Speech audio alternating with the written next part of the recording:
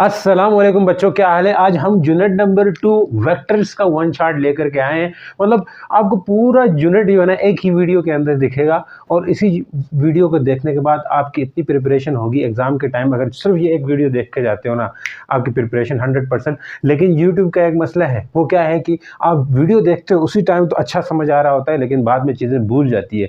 इसलिए आप लोगों के लिए मैंने रखा है टेस्ट, और साथ में लेक्चर के नोट्स भी आप लोगों को दूंगा। तो लेक्चर के नोट्स भी आपने ले लेने हैं व्हाट्सएप चैनल से जाके। और दूसरी बात, डिस्क्रिप्शन में मैं टेस्ट भी देता हूं, इसी चैप्टर का देता होता हूं, तो आपने वो टेस्ट भी अटेम्प्ट करना है ताकि आपको वो चीज़ें याद रहें। तो चलिए शुरू करते हैं शुरू से। Rectangular component of A vector, ये पहला टॉपिक है आपका। अब पहले जो इस चैप्टर के अंदर जो चीज़ें थी वो एक्स्ट्रा बहुत ज़्यादा थी। अब ऐसी चीज़ें रखी हुई है जिससे सिर्फ और सिर्फ क्वेश्चंस आ सकते हैं, और इससे इतने ज़्यादा क्वेश्चन आए हुए इस टॉपिक से, तो इसको ज़रा समझते हैं, फिर इसके बाद इसके क्वेश्चंस करेंगे हम जो बोर्ड में आए हुए हैं। रेजोल्यूशन ऑफ वेक्टर, ये तो आपको पता है क्या है रेजोल्यूशन ऑफ वेक्टर। जब भी किसी वेक्टर को हम स्प्लिट करते हैं उसके कंपोनेंट्स में, that will be the resolution of vector. जो क्लास 9 में भी आप पढ़ते आए हो। जैसे एक वेक्टर है, यहाँ पे वेक्टर ए है, इसके दो कंपोनेंट आपको दिखाई देंगे, ये और ये। The process in which a vector split into its component, that will be the resolution of vector. और कुछ ज़्यादा इसने समझना नहीं है, ठीक है जी। रेक्टेंगुलर कंपोनेंट ऑफ वेक्टर क्या होते हैं? जब भी किसी वेक्टर को म्यूचुअली परपेंडिकुलर कंपोनेंट्स में स्प्लिट कर देते हैं, किसी वेक्टर को उसके कंपोनेंट में स्प्लिट कर देने को रेक्टेंगुलर कंपोनेंट कहते हैं। आ जाओ इसी पे। अब ये वेक्टर था, इसको स्प्लिट हमने कर दिया ए एक्स और ए वाई वेक्टर, जो कि कंपोनेंट है। यहाँ पे मैं क्या कह रहा हूँ, ए एक्स और एंड ए वाई, ये जो वेक्टर्स हैं ये आपके पास रेक्टेंगुलर कंपोनेंट ऑफ वेक्टर किसके हैं? ये रेक्टेंगुलर कंपोनेंट ऑफ वेक्टर ए है। तो किसी भी वेक्टर के दो कंपोनेंट्स बना देने को क्या कहते हैं? रेक्टेंगुलर कंपोनेंट ऑफ वेक्टर है। समझ गए सर? तो अगर मैं नाम ऐसे बोल दूं, इनको रेक्टेंगुलर कंपोनेंट कहीं पे क्वेश्चन में आए, कहीं पे बोला है आपसे, तो समझ जाना कि ये कंपोनेंट्स होते हैं। वैसे 3 भी हो सकते हैं अगर जेड एक्सिस के लिहाज से भी देखें। ये चीज़ें साथ साथ समझा दूंगा आगे, चलो टाइम कम है। वेक्टर एंड इट्स कंपोनेंट, हम किसी भी वेक्टर को वेक्टर में से उसके कंपोनेंट्स निकाल सकते हैं। ये तो बात 100% सही है। कैसे निकाल सकते हैं ज़रा देखते जाए। मैंने कहा अगर मैं कहूँ वेक्टर ए कुल किसकी इक्वल है, तो आप बोलेंगे सर ए एक्स वेक्टर प्लस ए वाई वेक्टर। ऐसा है कि नहीं है? बिल्कुल है। क्यों? क्योंकि ये दोनों इसी के कंपोनेंट बनते हैं। सही है सर। लेकिन एक चीज़ और समझनी है, हमेशा हम क्या कर देते हैं, इसी वेक्टर को यानी कि कंपोनेंट हमने बना देने हैं, वेक्टर एंड इट्स कंपोनेंट बना देने हैं, तो हम ऐसा कर लेते हैं कि अगर मैं इस ए एक्स कंपोनेंट को, ध्यान से, ए एक्स कंपोनेंट एक वेक्टर है जो कि रेक्टेंगुलर कंपोनेंट है इस वेक्टर ए का। हमने क्या किया है, 3 एक्सिस होते हैं, तो तीनों एक्सिस के साथ हम एक एक यूनिट वेक्टर लिखते हैं, जो कि आपको पता है आई कैप एक्स एक्सिस की डायरेक्शन को रिप्रेजेंट करता है, जे कैप जो है ना वाई एक्सिस के डायरेक्शन को रिप्रेजेंट करता है, जेड एक्सिस के डायरेक्शन को के कैप रिप्रेजेंट करता है। ये तीनों वेक्टर अपने अपने डायरेक्शन, और यूनिट वेक्टर का काम सिर्फ और सिर्फ यही होता है कि जो सिर्फ और सिर्फ डायरेक्शन को ही रिप्रेजेंट करना उनका। ठीक हो गया सर, इतनी बात समझ आ गई।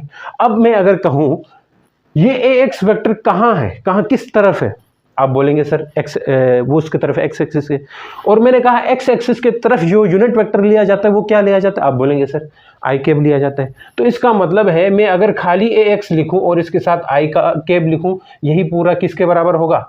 ए एक्स वेक्टर के इक्वल होगा। सर ए एक्स वेक्टर है क्या? वो रेक्टेंगुलर कंपोनेंट नहीं था? हाँ, रेक्टेंगुलर कंपोनेंट है, लेकिन रेक्टेंगुलर कंपोनेंट को फर्दर हम एक वेक्टर की तरह समझ सकते हैं। कैसे सर? हमें समझ कुछ भी नहीं आ रही। देखो मैंने कहा कोई भी वेक्टर रहता है, यस सर, अगर फोर्स वेक्टर है तो इस फोर्स के हम दो तरतीब से लिख सकते हैं, फोर्स का माड और साथ फोर्स का केप।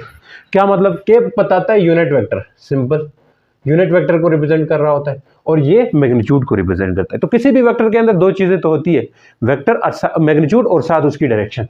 ये चीज क्या है? मैग्नीट्यूड है, और साथ वाला क्या है बताओ जी? यूनिट वेक्टर है। सेम यही चीज यहाँ पे, ये हमने मैग्नीट्यूड लिया हुआ है, समझ गए? हाँ सर समझ गए। और ये यूनिट वेक्टर लिया हुआ है। अब आई कैप क्यों लिखा, ए कैप क्यों नहीं लिखा? आई कैप इसलिए लिखा क्योंकि ये एक्स एक्सिस के अलॉन्ग था, तो मतलब ए एक्स वेक्टर इसी के बराबर होगा। सिमिलरली यही चीज यहाँ पे ए वाई वेक्टर जो बच्चों है वो किसके बराबर होगा बताओ? ए वाई इंटू जे कैप के बराबर होगा। इतनी बात समझ गए हो तो बोलो, ये आपने समझ देना है। तो यहाँ पे लिख सकते हैं क्या? ए एक्स आई कैप प्लस ए वाई जे कैप लिखा जाएगा। हाँ, इसी तरह एक चीज मैं बता दूं, अगर कहीं पे कोई वेक्टर दिया जाता है, ये ए एक्स ए वाई कोई नंबर हो सकते हैं, ये मैग्नीट्यूड है, कोई नंबर हो सकता है, मतलब इनकी जगह कोई नंबर भी हम ले सकते हैं, ये आगे के लिए काम आएगा। अगर मैं कहूं कोई ए वेक्टर है, और इसमें लिखूं 2i है और 2j है, समझते जाओ। तो इसका मतलब है ये जो 2 लिखा है ये किसको बता रहा है, ax को बता रहा है, और ये 2 किसको बता रहा है, ay। सर क्या ये हमेशा सेम होगा? नहीं, अभी लिया है मैंने सेम नहीं भी हो सकते। ये देख लो, मैं कहूँ 3i प्लस 4j, तो ये भी वेक्टर ही है। मतलब ये जो 3 है ये ए वेक्टर का वो कंपोनेंट है जो एक्स एक्सिस के साथ है, समझ चुके इतनी बात। और 4 जो वेक्टर है वो वाई एक्सिस के साथ है। इस एक कोई वेक्टर है उसका एक कंपोनेंट इधर और इधर, ये कंपोनेंट बराबर भी हो सकते हैं, अलग भी हो सकते हैं, समझ चुके हैं कि नहीं समझ? ये कंपोनेंट क्या ये दोनों आपस में बराबर भी हो सकते हैं, कम भी हो सकते हैं। हाँ, माइनस साइन भी आ सकता है, देख लो कहीं मैं लिख दूं -3 -4j। हाँ, इसके साथ इस माइनस शाइनस का कोई वो नहीं है, बस मोटा समझो माइनस आएगा तो डायरेक्शन चेंज होगी। तो वेक्टर्स को ऐसे भी रिप्रेजेंट किया जाता है, और ऐसे वेक्टर्स से क्वेश्चन आए हुए हैं आपके बोर्ड के पेपर में, तभी मैं बता रहा हूँ, थोड़ा कंसेप्ट आ जाए। अगर मैं k लिख देता तो वो कंपोनेंट किसके साथ आता, z एक्सिस के साथ भी आ जाता। कैसे, देख लो, अगर मैंने एक वेक्टर लिखा 3i plus 2j plus 4k, तो वेक्टर के कंपोनेंट 3 ही होते हैं, ठीक है जी। 2 हो सकते हैं, अक्सर 2 में आए तो अच्छा है, नहीं तो 3 में भी आ सकते हैं, 3 तक आएंगे, उससे ऊपर तो जा नहीं सकते। तो यहाँ पे देख लो 3 ही डायमेंशंस होती है। ये जो है ना k है, ये आपके पास क्या है जी, y कंपोनेंट है, और ये x कंपोनेंट है, समझ गया सर। तो ऐसी चीज़ें आपने याद रखनी है। तो मोटा मोटा कोई भी वेक्टर होगा उसके साथ हम उसके कंपोनेंट्स आई एक्सिस यानी एक्स एक्सिस के साथ भी, वाई एक्सिस के साथ भी, जेड एक्सिस के साथ भी, तीनों एक्सिस के साथ लिया जाता है। और ऐसे क्वेश्चंस आए हुए तो मैं उसकी तरफ जाऊंगा बाद में, आप ये याद रखें। आ जाओ, ये चीज़ समझ आई। वेक्टर को उसके कंपोनेंट में लिखना, कोई भी वेक्टर है उसको उसके कंपोनेंट में, जैसे ए वेक्टर है तो इसके 2 कंपोनेंट लिखे, इसके 3 कंपोनेंट भी हो सकते हैं, जैसे ए X, A Y, A Z, 3 भी हो सकते हैं। बात समझो, इस बात को समझ गए सर।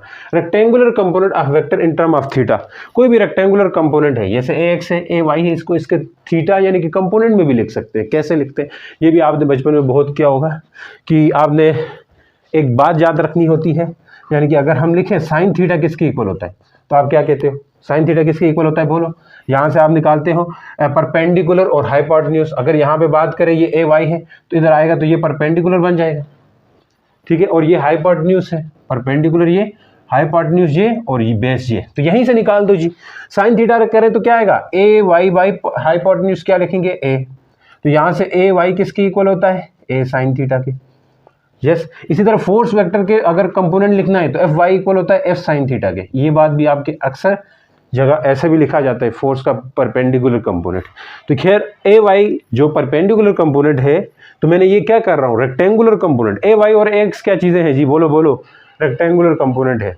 तो ए वाई ए एक्स रेक्टेंगुलर कंपोनेंट है, तो इनको हम इसके किस में लिख सकते हैं, in term of theta, theta के टर्म में लिखा है, एंगल के टर्म में। इसी तरह आप निकालोगे तो ए एक्स किसके इक्वल होगा, ए साइन ए कास थीटा आता है, ये चीज़ें आती होंगी आपको, उम्मीद करता हूँ। एफ एक्स इक्वल होगा एफ कास थीटा। इसकी भी डिटेल वीडियोस हमने बना चुके हैं, वो वीडियो की लिंक मैं आपको दे दूंगा, वहाँ से देख लो। अगर नहीं समझ आई तो ये चीज़ें आपने 9th क्लास में पढ़ते हो तो आपको आ जाने चाहिए। तो ये होते हैं जनाब, क्या होते हैं ये, कोई भी रेक्टेंगुलर कंपोनेंट को थीटा के टर्म में लिखना, एंगल के टर्म में लिखना। और इससे भी बहुत ज़्यादा क्वेश्चन पूछे जाते हैं, एमसीक्यूज पूछे जाते हैं, तो इसलिए ये चीज़ भी याद रखो, याद रख लेंगे सर। अब आ जाओ, What are the rectangular components? How they formed? ये एक्सरसाइज का एक क्वेश्चन है कि रेक्टेंगुलर कंपोनेंट क्या होते हैं और उनको कैसे हासिल किया जाता है, यानी कि उनको कैसे कैलकुलेट करेंगे, कैसे निकालेंगे। तो रेक्टेंगुलर कंपोनेंट की डेफिनेशन तो आपको आ जानी चाहिए कि ऐसे कंपोनेंट जो आपस में म्यूचुअली परपेंडिकुलर हो तो इनको हम रेक्टेंगुलर कंपोनेंट कहते हैं। हाउ दे फाउंड कैसे किया जाता है, ऐसे लिया जाता है, जैसे यहाँ मैंने लिया sine theta equal to a Y by x, A Y by a, तो इससे क्या आ गया था, a y equal to a sine theta. फिर इसी तरह a x equal to a cos theta, ये निकालना आना चाहिए, इसी का आंसर इसी तरह होगा। अब डायरेक्शन भी निकाल सकते हैं। देखो यहाँ पे मैंने इस वीडियो को बन रहा हूँ, इसके डायग्राम के अंदर ये थीटा है। थीटा बेसिकली किस चीज़ को रिप्रेजेंट कर रहा होता है, डायरेक्शन को। कभी कभी डायरेक्शन भी निकालने के लिए पूछा जाता है। ये एंगल बेसिकली है, ये डायरेक्शन है, थीटा जिसे बोलते हैं वो डायरेक्शन है। तो थीटा निकालने के लिए टेन थीटा लगा दिया जाता है, और tan theta perpendicular by base होता है। इस ट्राइंगल के अंदर देखो, इस ट्राइंगल के अंदर परपेंडिकुलर ये है और बेस ये। तो मैं अगर परपेंडिकुलर की बात करूं तो वो क्या रहेगा, ए वाई। बेस की बात करूं तो क्या रहेगा, ए एक्स। तो ये टेन थीटा होगा। अब यहाँ से थीटा पूछे तो क्या होगा, tan inverse of A Y by A X होगा। ये चीज़ें आ जानी चाहिए और ये फार्मूले भी याद हो आपको, क्योंकि इससे रिलेटेड क्वेश्चन पूछे जा सकते हैं। नेक्स्ट बहुत ही इंपॉर्टेंट चीज़ जो आपके लिए है, वो ये है कि मैग्नीट्यूड ऑफ रिजल्टेंट, किसी भी रिजल्टेंट का मैग्नीट्यूड, जैसे यहाँ पे ये रिजल्टेंट समझो इसको, तो रिजल्टेंट का मैग्नीट्यूड के लिए एक फार्मूला है जनाब, वो ये फार्मूला है, ये आगे क्वेश्चन के साथ मैं बताता जाऊंगा, इस फार्मूले को मजीद एक्सप्लेन करूंगा कि इस फार्मूले से रिलेटेड बहुत क्वेश्चन पूछे जाते हैं। इस फार्मूला, ये फार्मूला एक स्पेशल केस है इस वाले का। यहाँ पे अगर मैं पूछूं ए जो वेक्टर है, ये वेक्टर ए जो है ये किसके इक्वल होता है, तो आप क्या बोलेंगे सर, ये इक्वल होता है सर, इस तरह करते हैं, यहाँ पे हम कौन सा थ्योरम लगाते हैं, पाइथागोरस थ्योरम। तो यहाँ ये हाइपोटेन्यूज है, हाइपोटेन्यूज का स्क्वायर करोगे और बेस क्या है, ax का स्क्वायर करते हो, फिर ay का स्क्वायर करते हो, याद हो आपको। तो इस तरह करके a वेक्टर जो है उसका कैसे निकालते हो कि ax का स्क्वायर प्लस ay का स्क्वायर, ये मैग्नीट्यूड होता है। ये क्या होता है, मैग्नीट्यूड ऑफ वेक्टर, जी आपकी बुक वगैरह में भी दिया होगा। लेकिन ये फार्मूला अनफ नहीं है जी, इससे उल्टे, उससे ज़्यादा भी, ये फार्मूला बेसिकली एक स्पेशल केस है इस फार्मूले की, मतलब इस फार्मूले से ये फार्मूला निकल सकता है। और इस फार्मूले के अंदर बहुत कुछ है, बहुत से ज़्यादा केसेस बनते हैं इस फार्मूले से, और ये चीज़ आगे क्वेश्चंस के साथ में समझाऊंगा। अभी अगर यहाँ अलग से समझाऊं, क्वेश्चन में अलग से समझाऊं तो टाइम वेस्ट होगा, तो जस्ट फार्मूले हम साइड पे लिखते हैं और आगे क्वेश्चंस करते हैं। तो चलिए बने रहे, तो चले जी अभी अटैक करते हैं क्वेश्चंस के ऊपर। PYQ फेडरल बोर्ड का क्वेश्चन है कि अगर V कोई वेक्टर है जनाब, V क्या चीज़ है, वेक्टर है जो कि 4i प्लस 4j दिया हुआ है, the angle between the vector, the angle of vector with positive x axis. ध्यान से, जो भी वेक्टर होता है उसको हम कि कहाँ रेक्टेंगुलर एक्सिस या कह दे XY एक्सिस में ड्रा करते हैं। यहाँ पे ये वेक्टर मैंने ड्रा कर रखा है, लेकिन इस वेक्टर की डायरेक्शन हमेशा पॉजिटिव एक्स एक्सिस से ली जाती है। आप कहें तो इधर प्लस पॉजिटिव एक्स होता है, आप कहें तो इधर प्लस वाई एक्सिस होता है, तो हमें यहाँ से लिया जाता है, यहाँ से एंटी क्लॉकवाइज डायरेक्शन में ये एंगल लिया जाता है। समझ चुके हैं। तो ये बोल रहा है कि इस वेक्टर का, मान लीजिए V वेक्टर है, इसका एंगल पॉजिटिव एक्स एक्सिस से क्या है वो बताना है, कितना एंगल है। लेकिन ये वेक्टर दिया हुआ है किस तरह, कंपोनेंट की फॉर्म में, 4i 4j। मैंने कहा था कोई भी वेक्टर को कंपोनेंट में लिखते हैं, लेकिन उसमें मैंने कहा था xi प्लस ayj लिखा जाता है। मैंने कहा ये ax ay कोई नंबर हो सकते हैं, दैट रिप्रेजेंट्स मैग्नीट्यूड, जो कि रिप्रेजेंट मैग्नीट्यूड को ही रिप्रेजेंट कर रहे हो। तो ये मैंने पीछे कहा था शुरू में। तो अब यहाँ पे अगर ये दोनों सेम भी हो सकते हैं, यही बात भी मैंने कही थी, डिफरेंट भी हो सकते हैं। तो मान लें यहाँ पे ax है, ये 4 है, और ay भी क्या है बच्चों, 4 ही है। तो अब देख लें डायरेक्शन निकालनी है, तो डायरेक्शन का फार्मूला ये रहा आपके पास, ये पता है ना आपको, यस सर पता है। तो अब इस फार्मूले को क्या करना है कि इस्तेमाल करो, theta equal to tan inverse of ay कितना है, बोल सकते हो 4 है, और ax कितना है, बोल सकते हो 4 है। तो cut cut cut, theta equal to क्या रहेगा बच्चों, टेन इनवर्स 1। तो टेन इनवर्स 1 जो है ना 45 होता है, आप कैलकू करके चेक कर लो। तो 45 आपका ऑप्शन नंबर डी सही है। यहाँ तक बात समझ गए हो, ऑप्शन क्लिक हो गया। नेक्स्ट है 2013 का क्वेश्चन है, x component of force 10 Newton है।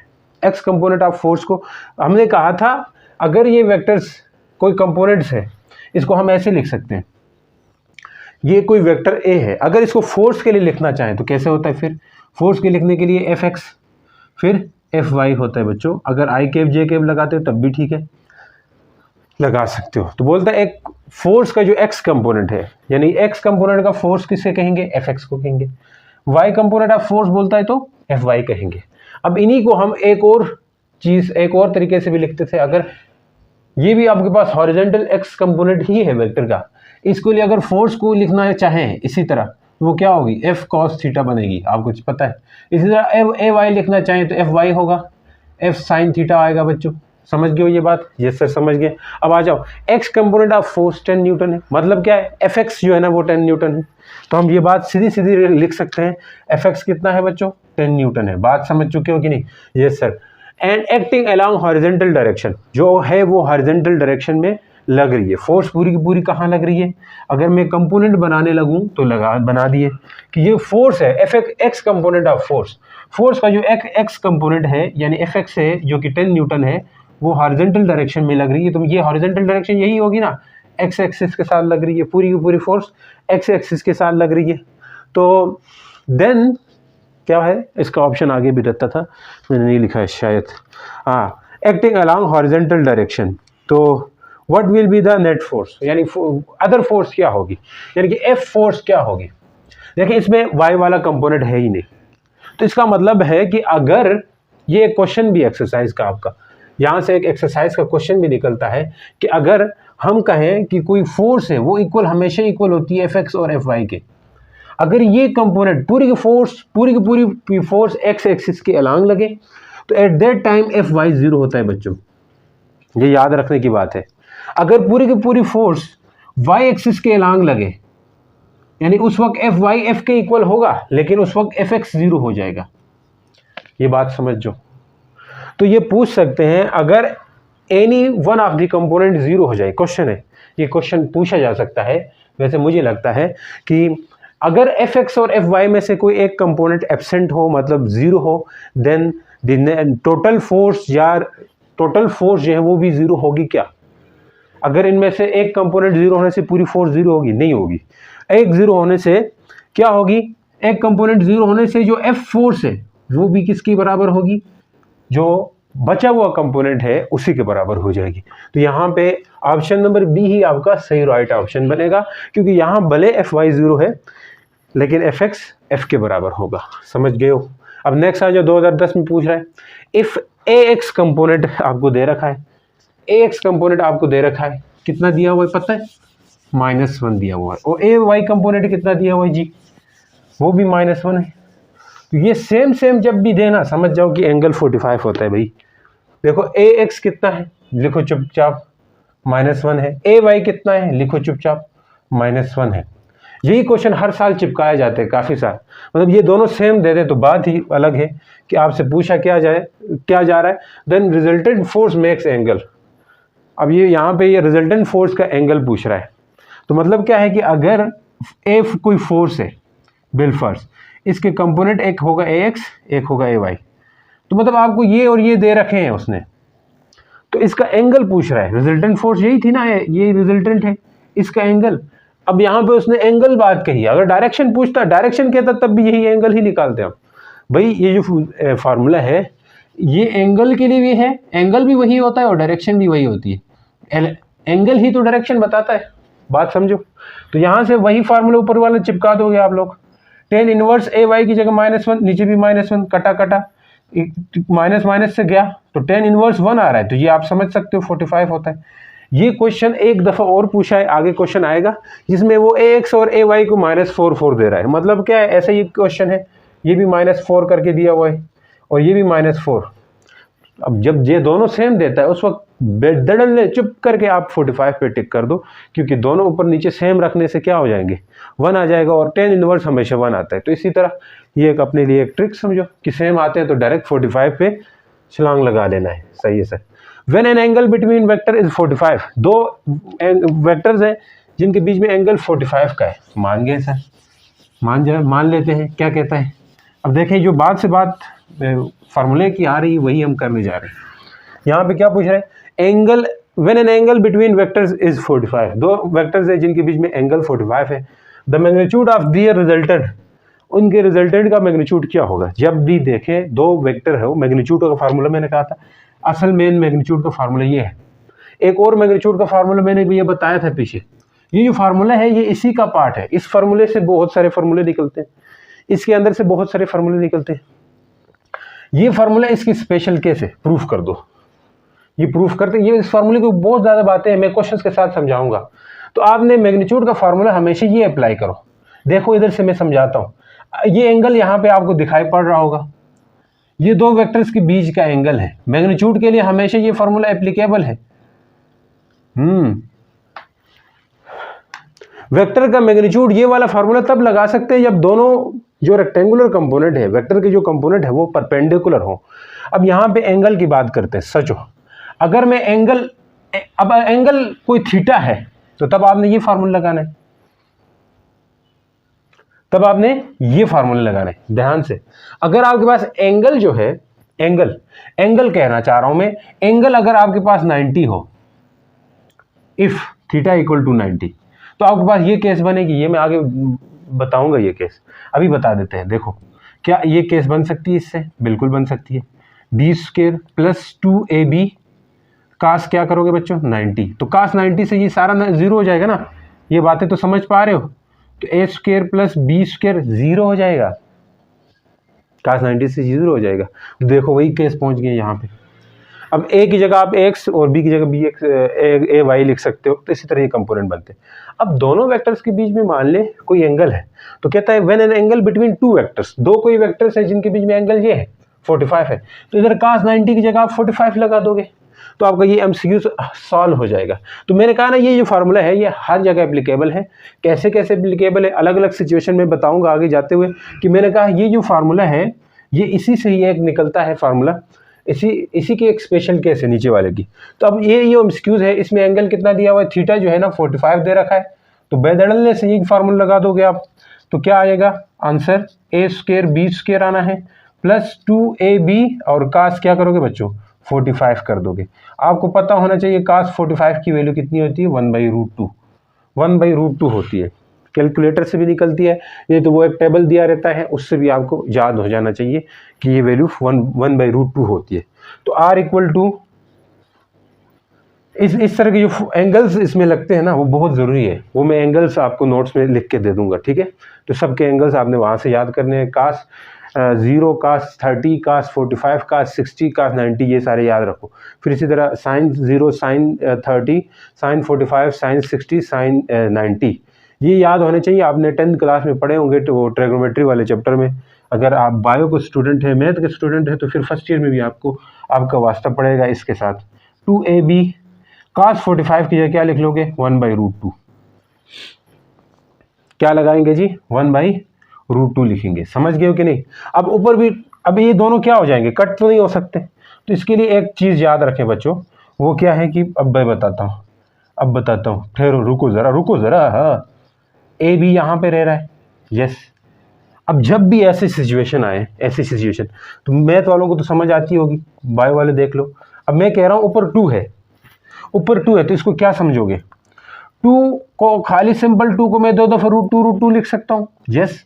कैसे सर, 2 दफ़ा √2 से वापस 2 ही आता है, देख लो, क्योंकि √2 मल्टीप्लाई होंगे, अंदर एक दूसरे से मल्टीप्लाई होकर 4 आएगा, और 4 को बेसिकली 2 कर सकते हैं और वापस से 2 ही निकल के आ रहा है। तो इसलिए मैं खाली 2 को 2 दफ़ा √2 में लिख रहा हूँ, और नीचे से कटिंग कर दिया और खाली √2 बच रहा है। तो आपका ऑप्शन भी उसी तरफ जाना चाहिए जो कि एमसीक्यूज में आएगा, ऑप्शन है ऐसा, देख लो।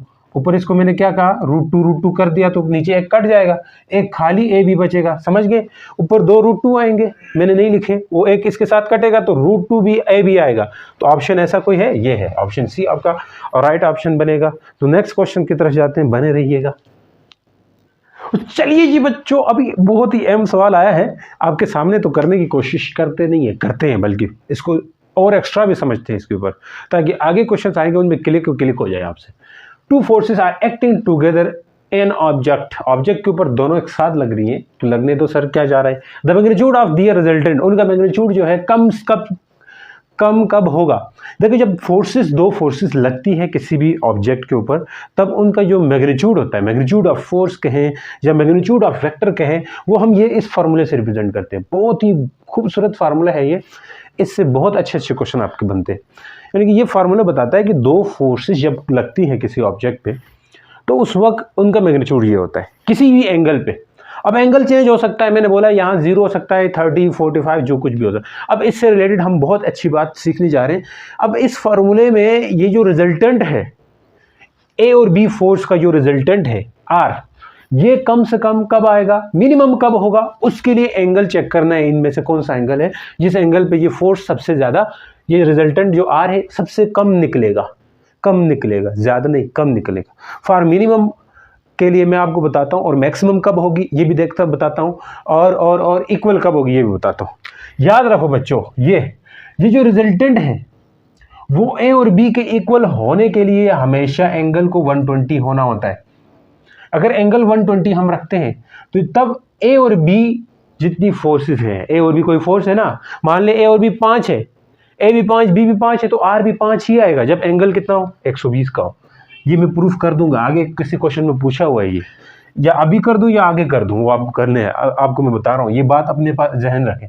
नेक्स्ट नेक्स्ट जो है ना सबसे ये जो दो ए और बी जो फोर्सेस है, अगर इनके बीच में एंगल में कह रहा हूं, एंगल 0 का होता है बच्चों, क्या 0 डिग्री, तब जो है ना आर जो है ना मैक्सिमम आ जाता है। आर क्या होता है? मैक्सिमम होता है। अगर 120 हो तो आर और ए और बी सब आपस में इक्वल रहते हैं, ये बातें नोट करो। नेक्स्ट, अगर एंगल जो है इसके लिए एंगल 180 का रहता है बच्चों, एंगल क्या हो 180 का हो, उस वक्त आर मिनिमम हो जाता है। सर ये आपने बता दिया, तो ये आता है आर मिनिमम होता है। अब कितना होता है ये पूछा नहीं है इसने, तो मिनिमम कब होगा? तो 180 होगा, उस वक्त होगा।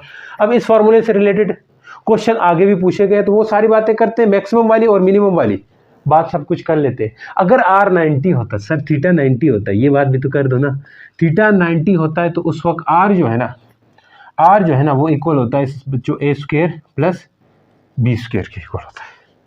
ये केस भी है, बहुत बार बार के केसेस है। इस फार्मूले से रिलेटेड जरा मिनिमम वाली बात कर लेते हैं। यहाँ पे आके मिनिमम कब होगा? 180 होगा।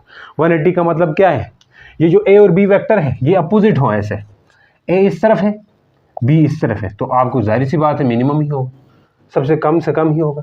तो ये 180 वाला ऑप्शन सही ऑप्शन रहेगा आपका, सबसे कम होगा जब आप क्या होगा? मिनिमम होगा। तो ये केसेस याद रखो, ठीक है जी, ये केसेस याद रखो। अब आगे मैं क्वेश्चंस में बताऊंगा कब मैक्सिमम मिनिमम मिनिमम मिनिमम आएगा, तो ये याद रखें। तो मैं भी साइड पे इसको लिख के छोड़ देता हूँ, आपको समझ आएगी। साथ साथ में ये चीज़ जब तक ये रेक्टेंगुलर कंपोनेंट ऑफ वेक्टर खत्म नहीं होता तब तक इससे बात छिड़ती रहेगी।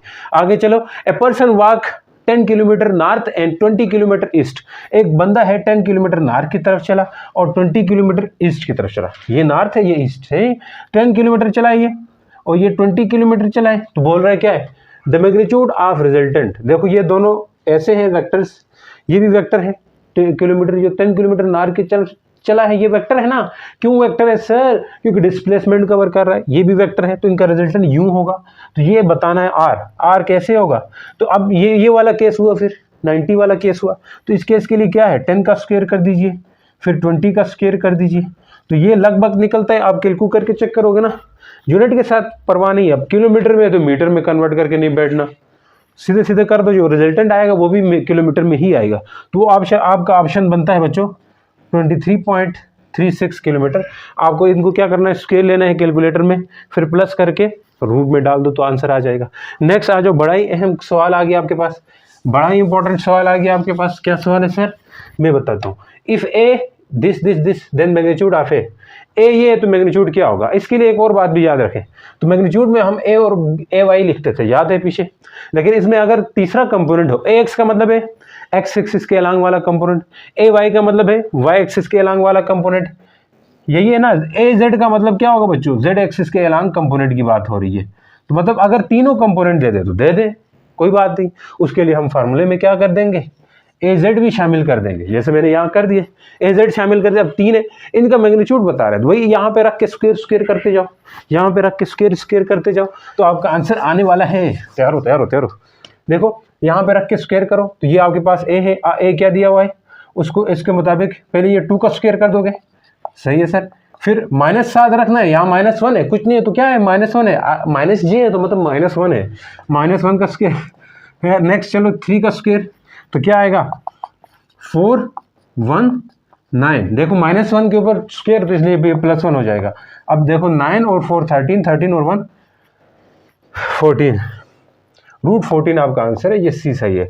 अब देखो अच्छा ये बड़ा अहम सवाल है, इससे आपका एक एक्सरसाइज का क्वेश्चन भी होगा। एक्सरसाइज में नहीं है तो खैर पुरानी बुक में था, तो जो केबीके की बुक थी, पहले फेडरल बोर्ड में केबीके की बुक पढ़ाई जाती थी, उसके अंदर ये क्वेश्चन था। खैर यहाँ पे एमसीक्यूज दिया हुआ है। अब इसी एमसीक्यूज से तोड़ मोड़ के क्वेश्चन भी पूछा जाता है, बड़ा मशहूर सा क्वेश्चन है, वो मैं आपको बताता हूँ। अगर कह रहा है ए एक्स और ए वाई इक्वल हो तो एंगल क्या होता है? तुम आपको पता है, मैंने कहा था अगर ए एक्स भी -1 है, ए वाई भी -1 है, -1 जरूरी नहीं है, दोनों सेम है, तब यही मतलब है दोनों सेम हो उस समय, उस वक्त बच्चों मान ले दोनों किसी भी नंबर, एनी नंबर के इक्वल है, किसी भी नंबर के इक्वल है, ए एक्स और ए वाई दोनों किसी नंबर के इक्वल है, तो उस वक्त एंगल 45 का होता है। जैसे हमने ये दोनों सेम रखे थे, -1 और इधर 10 इनवर्स करके क्या आया था? 45 का आता था सेम आने से। तो यहाँ पे भी एंगल क्या होगा? 45 का होगा। अब जो किताबों में क्वेश्चन पूछा जाता है वो क्या है? अगर बोल रहा है ये दोनों इक्वल हो, जब कभी भी बोले ये इक्वल है तो आप बोल देना 45 का होता है। ये बात याद रखो। नेक्स्ट चलो एक और बात करते हैं इसी से रिलेटेड। अब ये क्वेश्चन क्या पूछा जाता था, under what condition, under what condition, ये सवाल बड़ा मशहूर है, horizontal and vertical components equal, हाँ horizontal and vertical component, horizontal बोले तो एक्स, वर्टिकल बोले तो ए वाई इक्वल होते हैं, आर बिकम्स इक्वल, ये सब पूछ ले तो आप बोल दो when A X and A Y are equal in magnitude, दोनों इक्वल हो तो तब आपके पास क्या होते हैं, यानी कि दोनों इक्वल हो, दोनों के बीच में एंगल 45 का हो, ये बात लिखनी है।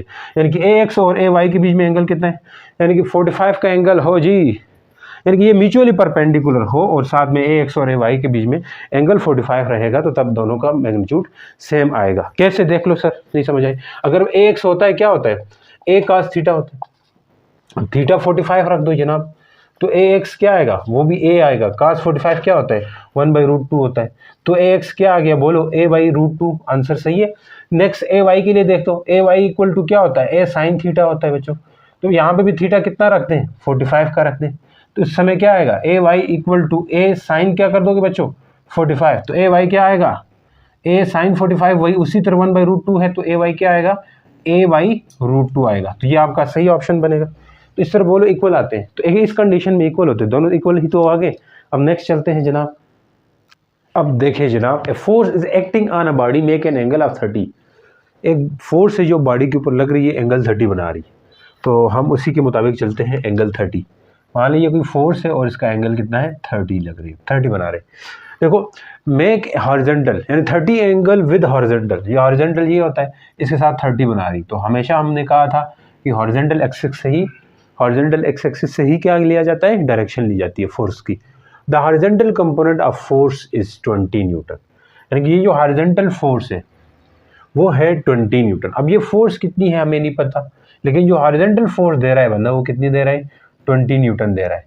तो फाइंड द फोर्स फाइंड कर देनी है जी, ये बतानी है। देखो एफ एक्स दिया हुआ है और थीटा दिया हुआ है, तो बहुत आसान है आपको कि कंपोनेंट्स पता हो कि ए एक्स किसकी इक्वल होता था ए कास थीटा, लेकिन ये अगर फोर्स के लिहाज से लिखो तो क्या बनेगा F X equal to F cos theta बनेगा, समझ चुके हो अब तक। अब यहाँ पे हमें एफ चाहिए किसी तरह, तो ए कास थीटा को इधर फेंक दो नीचे, फेंक दिया सर, उठा के फेंके ना, ऐसे ही फेंक दो नीचे, एफ हो गया।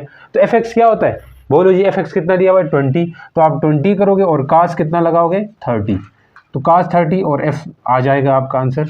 तो ये 20 भाई और कास 30 की वैल्यू जो उस टेबल के हिसाब से देखते हो ना √3/2 होती है, तो 2 को ऊपर फेंक दिया।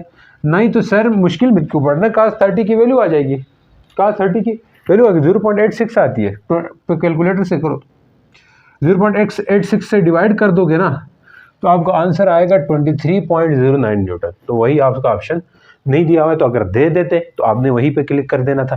तो ये आपके एक्सरसाइज का था, लेकिन बोर्ड का तो नहीं था, लेकिन मैंने फिर भी इसको अहम समझा आपके लिए। तो अगर ऐसी सिचुएशन भी आती है बाज़ दफ़ा ये दिया ये नहीं दिया। तो नेक्स्ट चलो, अंडर व्हाट सर्कमस्टांसेस, किन हालात में vector have components that are equal, कि वेक्टर के कंपोनेंट इक्वल होते हैं, तो वो मैंने पीछे बता दिया, अब यहाँ नहीं बताऊंगा। 45 एंगल पे होते हैं, तो सही है सर। अब देखो ax-2 है, ये भी -2 है, तो मैंने कहा था जब सेम देते तो बिना पलक झपके आपने ऑप्शन नंबर 45 एंगल 45 पे टिक कर देना। फाइंड करना चाहें तो आप ये फार्मूला लगा सकते हो, सही है जी, तो कर लोगे, ये आपके जिम्मे आ गया। The magnitude of vector B, कोई वेक्टर बी है जिसके 3 कंपोनेंट है, ए ये y वाला कंपोनेंट z वाला, कोई तीनों कंपोनेंट का मैग्नीट्यूड निकालना है, उसके लिए फार्मूला ये पड़ा हुआ है, ये फार्मूला पड़ा हुआ है, तो तीनों का स्क्वायर कर देंगे। b वेक्टर का मैग्नीट्यूड निकालने के लिए क्या करोगे बच्चों, -2 का स्क्वायर, 1 का स्क्वायर, फिर -2 का स्क्वायर, बात समझ रहे हो। अब ये माइनस पड़ा हुआ है लेकिन स्क्वायर के अंदर है, तो लिहाजा प्लस आ जाएगा, लिहाजा क्या आ जाएगा जनाब, प्लस आएगा। 4 और 1 5, 5 और 9 आता है, और 9 का क्या होगा 3 का स्क्वायर करके 3 लाओगे, ऑप्शन नंबर आपका डी सही है। उम्मीद करता हूँ समझ आए। मिलते हैं नेक्स्ट क्वेश्चन के अंदर। चलो बच्चों, अभी हम क्वेश्चन जो कर रहे हैं ना, बहुत इंपॉर्टेंट क्वेश्चन है ये आपका, तो ये बड़ा कंसेप्चुअल क्वेश्चन है, ये पूछा भी गया था 2023 के अंदर। तो हम क्वेश्चंस करेंगे, यही क्वेश्चंस आएंगे यार, टेंशन मत लो, ठीक है ना। तो पेपर की आपकी मतलब ये है कि दुआ ये करें, अगर हम ये पूरी सीरीज़ कंप्लीट कर देते हैं तो पेपर वाले दिन सिर्फ यही देख के जाओ, आपकी तैयारी हो जाएगी। बेफिक्र रहे, बस दुआ हमारे लिए करें कि सर कंसिस्टेंट हो आप। Explain whether for the two vectors of equal magnitude, कहते हैं दो वेक्टर हैं जिनका मैग्नीट्यूड इक्वल है, मतलब whether of two vectors of equal magnitude, दो वेक्टर्स हैं जिनका मैग्नीट्यूड इक्वल है। इज इट पॉसिबल, क्या ये मुमकिन है कि to give a resultant of magnitude equal, कि क्या ये मुमकिन है टू गिव अ रिजल्टेंट, कि हमें ऐसा रिजल्टेंट मिल जाए कि ए और बी जो इक्वल है उनका रिजल्टेंट जो आएगा वो भी ऐसा आ जाए magnitude equal to their individual, यानी उन दोनों वेक्टर्स के, इन दोनों वेक्टर्स का तो हमने क्या रखा है, मैग्नीट्यूड सेम रख दिया। अब जो रिजल्टेंट आएगा उनका वो भी उन जैसा आ जाए, उनके इंडिविजुअल के बराबर आ जाए। इंडिविजुअल जो मतलब यानी कि ए वेक्टर जो बी वेक्टर है इन दोनों के इक्वल ही आ जाए। ये फार्मूला पकड़ लो जल्दी से, ये फार्मूला पकड़ लो। ये इसमें कहा था दो वेक्टर्स होते हैं उनका मैग्नीट्यूड हमेशा इससे निकाल दिया जाता है, और इसमें ए और बी खुद से इंडिविजुअल दो वेक्टर्स है। तो अब बोल रहा है इंडिविजुअल ये दो वेक्टर्स तो इक्वल हैं, मतलब ए और बी दोनों बराबर हो चुके हैं। तो अब जो रिजल्टेंट है वो भी इन दोनों के बराबर ही आ जाए। तो क्या ये मुमकिन है इंडिविजुअल मैग्नीट्यूड के बराबर आए? तो अपना आंसर को जस्टिफाई करो with mathematical. Hi hi, mathematical बड़ा आसान है, मसला नहीं है, मैथमेटिकली जस्टिफाई करो। तो कर लेते हैं, कहते हैं सर आप कर लें। तो देखो ए इक्वल बी इक्वल और तीनों आपस में इक्वल है, मान के चलो एफ के इक्वल है, ए बी के बराबर बी आर के बराबर, मतलब ए बी आर सारे बराबर हैं। रिजल्टेंट ए बी क्या चीज़ है, ये दो वेक्टर्स हैं, ये सब के सब आपस में बराबर हैं, एफ के बराबर है। तो अब इस फार्मूले में आपने पुट कर देना है, क्या पुट करना है आपने, मैंने कहा था ना इक्वल आने वाली कंडीशन ये देख लो, अगर एंगल 120 का रहता है तब ए बी और बी सब आपस में आर ए और बी सब आपस में इक्वल होते हैं। तो हम क्या करेंगे, इसका आंसर कैसे देंगे, हम ये प्रूफ करेंगे किसी तरह ए बी आर जो है ना इनका एंगल 120 हो जाए। इनका एंगल 120 हो जाएगा तो फिर हम कह देंगे भाई जनाब ये लो हमने जस्टिफाई कर दिया कि इनका जो एंगल 120 होता है तो तब ये आपस में इक्वल होता है। लेकिन ये आंसर काफ़ी नहीं होगा, इसके अलावा भी अगर हम एक एग्जांपल दे के उनके मुंह पे मार देंगे, ये लो जस्टिफाई हो गया, सही हो गया। ए बी आर और एफ, अब देख लें यहाँ पे पुट करो इक्वेशन 1, इक्वेशन स्टार में, हाँ अब आप स्टार बन चुके हो। देखो इधर भी एफ लिख लूँगा, लिख दे सर, इधर भी क्या करेंगे एफ का स्क्वायर आगे क्या, एफ का स्क्वायर आगे क्या 2f और f cos थीटा। समझ चुके हैं यहाँ तक समझ चुके हैं? Yes sir. f equal to आ जाओ f 1 time f square 1 time f 2 time f square बन जाएगा। और बताओ जी ये तो जमा होंगे, ये क्या होगा 2f स्क्वायर cos थीटा आना है। हाँ सर, यस सर, इक्वल आ गया इसके। अब यहाँ से e नहीं है, अच्छा cos है, c है। अब 2f स्क्वायर इधर भी है, कॉमन कर सकते हो, यस कर लें। तो f क्या हो जाएगा, मैथ आनी चाहिए, 2f स्क्वायर कॉमन अगर लेता हूँ तो इधर से 1 बचना है, प्लस बीच वाला आ गया, इधर से 1 बचेगा ना, जो हटता है तो 1 तो आता है। अगर मैं कहूँ a प्लस ए में से a कॉमन लो तो क्या बोलोगे, 2a में से common low, a plus 2a में से a कॉमन लो, तो आप यहाँ क्या लिखते हो 1 और यहाँ 2 लिखते हो। हाँ जी सर समझ आ गया सर। यहाँ से 2f पूरे को हटा दिए मैंने, तो क्या बचेगा यहाँ से 1, और इधर से 2f पूरा हट गया है तो क्या बचेगा cos थीटा बचेगा। समझ गए सर, समझ गए। अब एक चीज़ तो पता है ना बचपन में, अगर स्क्वायर के अंदर कोई चीज़ स्क्वायर रूट के अंदर कोई चीज़ स्क्वायर में होती थी वो बाहर आके अकेला ए आ जाता था, बाहर अकेली वही चीज़ आती थी जो स्क्वायर है। तो यहाँ पे आप देखो जिसके ऊपर स्क्वायर वो बादशाह बन के बाहर आ जाएगा, वो जिसके ऊपर स्क्वायर है वो क्या बनेगा, बादशाह बनेगा, बाहर आ जाएगा। इस एफ के ऊपर स्क्वायर है तो बाहर आ जाएगा, इतनी बात तो समझ आती है। 2 अंदर रह जाएगा, 1 प्लस cos थीटा रह जाएगा। क्या मेरी बात समझ पा रहे हो? Yes sir. एफ स्क्वायर बाहर क्यों है, क्योंकि स्क्वायर पड़ा हुआ था, कट कट गया, यहाँ 1 बचेगा। सर कट गया तो 0 आना चाहिए, नहीं 1 बचता है, अगर कटता है तो ठीक है, वो पूरा शिफ्ट होने पे 0 आ जाता है, इतना पता है आपको।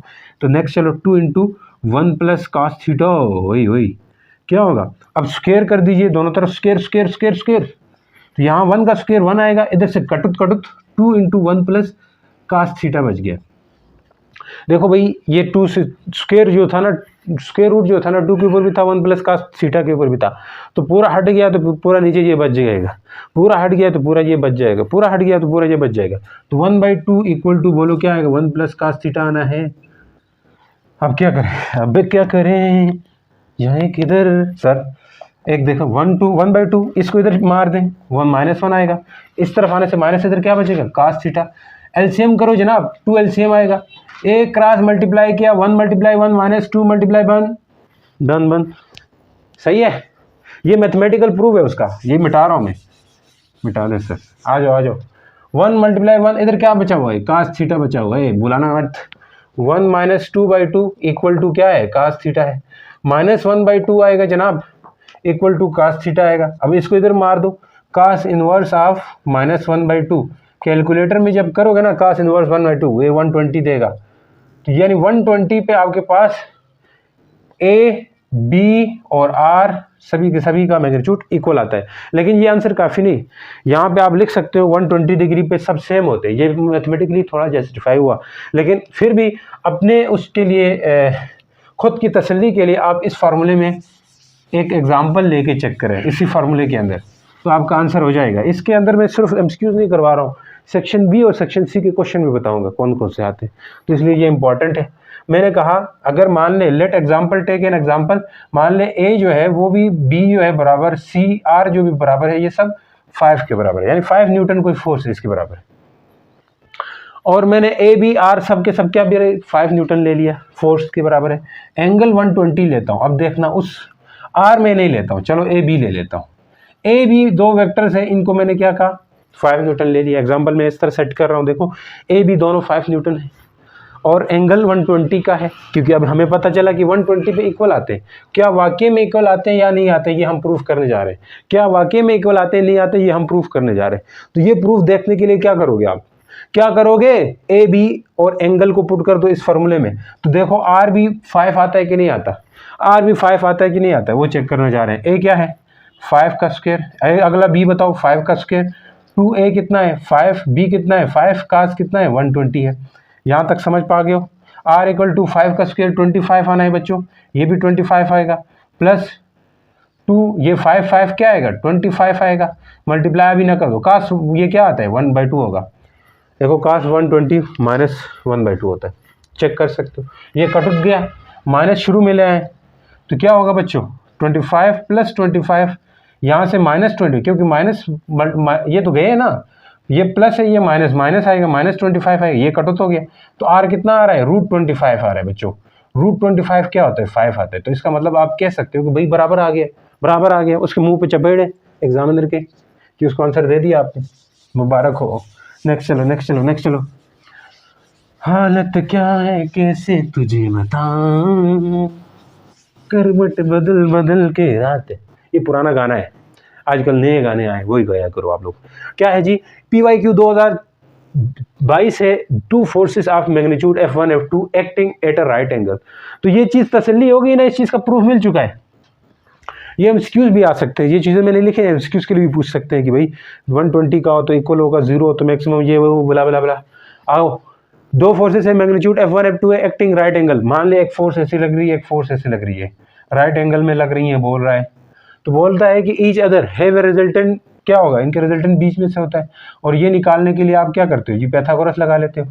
तो वो किसकी इक्वल होता है, यही फार्मूला है जनाब, जो आप R = करके निकालते हो ना, A का स्क्वायर B का स्क्वायर, फिर क्या रहता है कास 2AB कास थीटा रहता है। क्या आता है जी 2AB कास थीटा ऊपर रूट। ये फार्मूला बड़ा इंपॉर्टेंट है, आपके आगे के चैप्टर्स में भी लगेगा ये। तो यहाँ पे A² क्या है, अब यहाँ 90 लगा दो, 90 है तो 90 पुट करो, तो ये सब 0 हो गया, ये बचेगा A² + B² बचेगा। और यहाँ आपके इस सिचुएशन के मुताबिक जो मैग्नीट्यूड बनेगा, जब 90 यहाँ लिख दिया है तो इसका मतलब क्या है, ये 90 इनके बीच का एंगल है भाई, F1 और F2 के बीच में।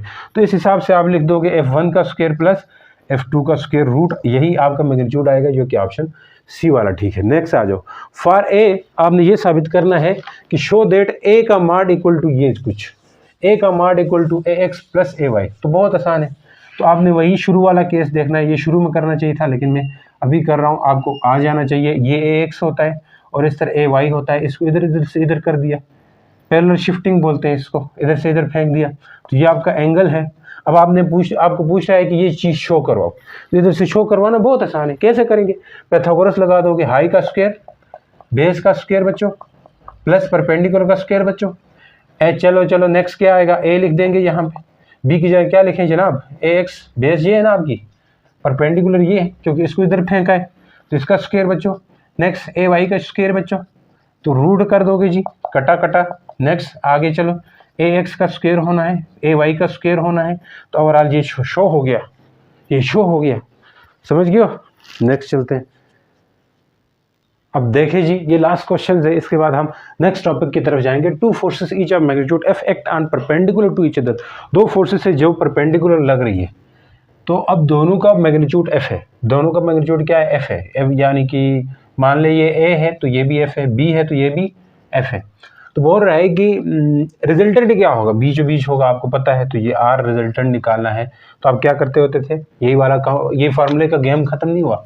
इस फार्मूले से भी बता सकते हो, नहीं तो आप डायरेक्ट भी बता सकते हो। इस फार्मूले से बताएंगे तो एंगल तो कितना है, 90 है। उस फार्मूले से बताओगे तो एंगल 90 है ना, इसलिए क्या करोगे, a square b square plus 2ab cos theta है। तो यहाँ से आप आर निकालना चाहते हो, तो यहाँ ए और बी की जगह भी क्या लिख दोगे, ए बी दोनों की जगह एफ लिख दोगे, और थीटा जो है वो 90 रख दोगे। इससे आपका आंसर मिल जाने वाला है। एक की जगह 5f का स्क्वायर, बी की जगह भी, और 2f कर दिया, और cos 90 कर दिया बच्चों। cos 90 से ये सब कुछ उड़ जाएगा, जीरो हो जाएगा। तो आर इक्वल होगा 2f स्क्वायर के बराबर आएगा। और आपको पता है 2f स्क्वायर में f के ऊपर स्क्वायर डला हुआ है, तो बाहर निकलेगा f√2 या फिर r इक्वल टू √2f बन चुका है। तो ये ऑप्शन आपका सी वाला ठीक है। देखो if A and B are equal, अब ये आसान सा है, ए बी और सब ए माड और बी माड और सब आर के बराबर है। मतलब ए वेक्टर बी वेक्टर सब आर है, ये पीछे हमने किया हुआ है। आर क्या है, मैग्नीट्यूड ऑफ रिजल्टेंट वेक्टर है, वही बात होगी। R magnitude of resultant of magnitude vector है, मैग्नीट्यूड ऑफ रिजल्टेंट वेक्टर है। और ए बी क्या चीज़ें हैं, वेक्टर्स हैं, ये सब आपस में इक्वल है भाई। तो find the angle between these vector, ये पूछने का एक अलग तरीका है जो पीछे पूछा था, जस्टिफाई मैथमेटिकली करके, वहाँ वही एंगल आपने इसी के लिए भी उसी तरह फाइंड कर देना है बच्चों। फाइंड कर दिया, draw and NEET diagram, diagram draw करनी है तो बहुत आसान है। 120 का एंगल रखते हुए बनाओ। तो मान के चले मैंने अपने से लिया, ये हमने ऐसे डायग्राम बना देनी है। ये मान ले ए वेक्टर है, ये बी वेक्टर है, आप इनके बीच में एंगल कितना रखोगे, 120, तो ये इनका रिजल्टेंट आएगा। तो जब भी 120 का हो तो इस तरह आप इसकी डायग्राम बना दो और इस तरह आंसर दे दो, उनको मिल जाएगा आंसर। नेक्स्ट आ जाओ, what is unit vector. Unit vector क्या होगा, किसका। अब आपको पता है एक चीज़ मैंने शुरू में बताई थी, शुरू में बातें अहम थी, वो आपके लिए इसीलिए बताई थी ताकि यहाँ पे आपको मदद मिले। कोई भी वेक्टर रहता है बच्चों, उसके साथ वो वेक्टर का माड और उसका केप होना यूनिट वेक्टर होता है। यूनिट वेक्टर होता है जो कि किस तरफ होता है, जिस तरफ ये वेक्टर ए है उस तरफ होगा, जिस तरफ वेक्टर ए है। तो मैं कहूँ अगर ए की डायरेक्शन में, ए की तरफ, ए जिस तरफ है उस तरफ एक यूनिट वेक्टर बता दो, तो आप क्या बताओगे, वही ए केप बताने लग जाओगे। अगर इसी तरह बी वेक्टर है तो बी का माड और बी केप लिखोगे बच्चों। तो मैं कहूँ ये बी वेक्टर, ये यूनिट वेक्टर है जो किस तरफ होता है, जिस तरफ बी वेक्टर होता है उस तरफ होता है।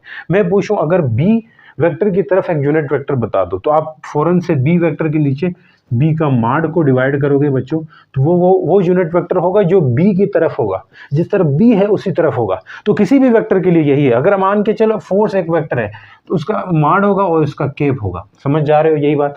मैं पूछूं एफ केप किस तरफ क्या है, एफ केप क्या चीज़ है, आप बोलोगे सर यूनिट वेक्टर है। मैं पूछूं सर किस तरफ है, आप बोलेंगे सर एफ वेक्टर की तरफ है। मैं पूछूं अगर एफ केप की डायरेक्शन बता दो, एफ केप आपने कह दिया कि एफ केप क्या है, यूनिट वेक्टर है। मैं पूछूं एक यूनिट वेक्टर बता दो, किस तरफ बता दो, एफ वेक्टर की तरफ, तो आप फौरन से क्या करोगे, एफ वेक्टर के नीचे एफ का माड रख दोगे और ये यूनिट वेक्टर निकालने लग जाओगे। तो इसी तरह एक वेक्टर है ए और एक वेक्टर पूरा दिया हुआ है ए, और उस वेक्टर के लिए वो यूनिट वेक्टर मांग रहा है, तो मांग रहा है तो दे दो ना।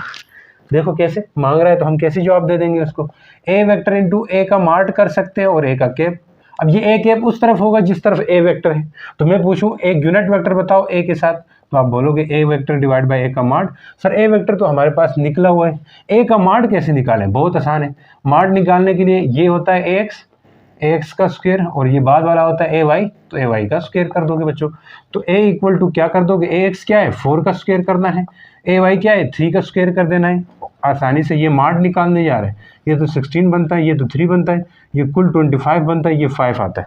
तो इसका मतलब है आपने वो यूनिट वेक्टर बताना था जो इस तरफ इसके डायरेक्शन में।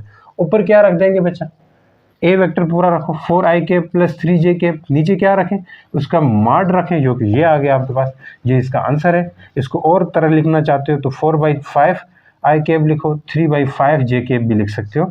ये आपका आंसर है। उम्मीद करता हूँ समझ आए। अब नेक्स्ट क्वेश्चन की तरफ, नेक्स्ट टॉपिक की तरफ बढ़ते हैं। तो चलिए जनाब, स्केलर प्रोडक्ट डॉट प्रोडक्ट पढ़ते हैं। इसका क्या मतलब है कि डेफिनेशन तो आपका पता है, जब दो वेक्टर्स मल्टीप्लाई हो स्केलर आ जाए तो वो स्केलर प्रोडक्ट होता है। तो इसके बाद क्या है कि अब देखो यहाँ पे ये दोनों वेक्टर्स थे, यानी कि ए डॉट बी कर दिया, डॉट ऑपरेटर के थ्रू मल्टीप्लाई करते हैं तो इनका प्रोडक्ट जो है ना दोनों वेक्टर्स हैं, इनका जो आंसर आ रहा है ना ये तमाम के तमाम स्केलर्स में आ रहा है। आपको पता है ए और बी स्केलर्स होते हैं, एग्जांपल हम देखेंगे लास्ट में तो आपको क्लियर हो जाएगा। देखो ए एक वेक्टर है, बी वेक्टर है, इनके बीच में एंगल था तो हमने इन दोनों का डॉट प्रोडक्ट कर दिया, यानी ए डॉट बी कर दिया, तो इससे ये कुछ आ गया, आपको नजर लग रहा है। नेक्स्ट, इनकी ज्योमेट्रिकल इंटरप्रिटेशन देखनी है, ये बहुत जरूरी है। इससे रिलेटेड क्वेश्चंस आए हुए हैं ज्योमेट्रिकल इंटरप्रिटेशंस कि हम ज्योमेट्री के लिहाज से अगर देखें कि ए को बी के साथ क्या कंपोनेंट लेना है, इसकी क्या, यानी कि ए को बी के अलांग लेंगे, बी को ए के अलांग लेंगे, ये चीज़ हम समझते हैं यहाँ से। और इससे क्वेश्चन भी पूछे हैं, एक्सरसाइज में भी क्वेश्चन पूछा है, तो ये क्वेश्चन यहाँ से निकल करके सामने आएगा। देखो अब ये वेक्टर था हमारे पास ए और बी, उसी तरह तो हमने बी वेक्टर का कंपोनेंट लिया है। यहाँ से देखो ए डॉट बी कर दिया तो क्या आ गया, ए का ए बी cos थीटा आ गया। अब यहाँ से ए पूछे तो ए तो ये पूरा वेक्टर है, अब बी पूछे तो बी को हमने इसके अलांग लिया है जो कि क्या है, बी cos थीटा है। तो इसका मतलब है कि ए पूरा वेक्टर लिया था और बी का कंपोनेंट लिया था ए के साथ।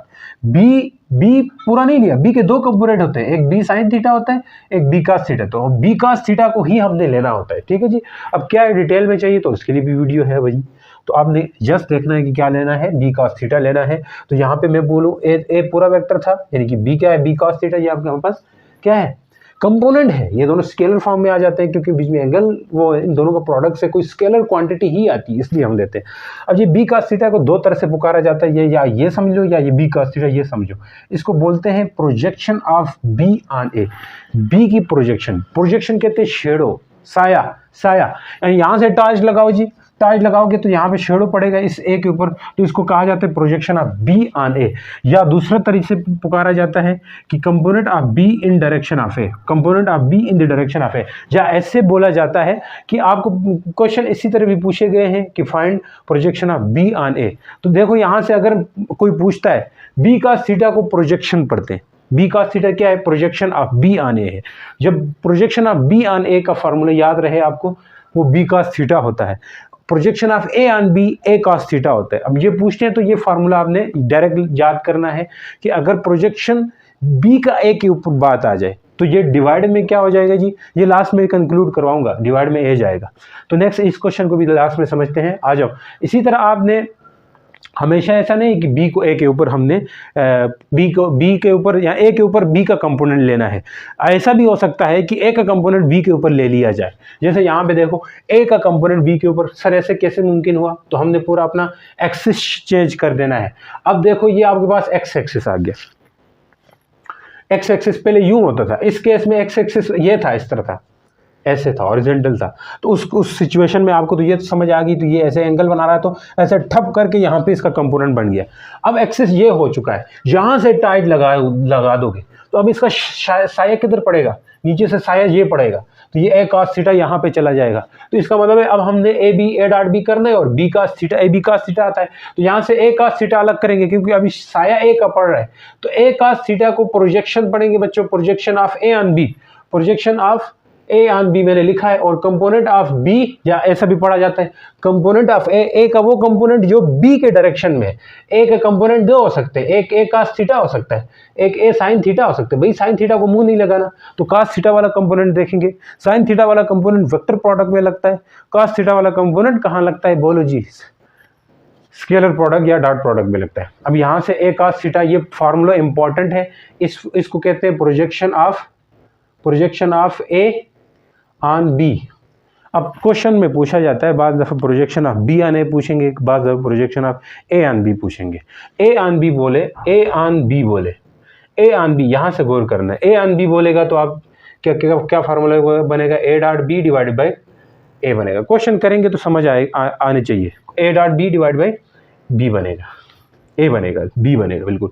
ए ऑन बी है तो बी, अब बी ऑन ए होगा, बी ऑन ए होगा तो क्या करोगे, बाद में देखोगे, बाद में ए है तो ए को नीचे फेंक दो, बी, ए आन बी में बाद में बी था, बी को नीचे फेंका है, बी आने में बाद में क्या है, ए है, तो ए को नीचे फेंकोगे। इस तरह आपने याद रखना है, ठीक है जी।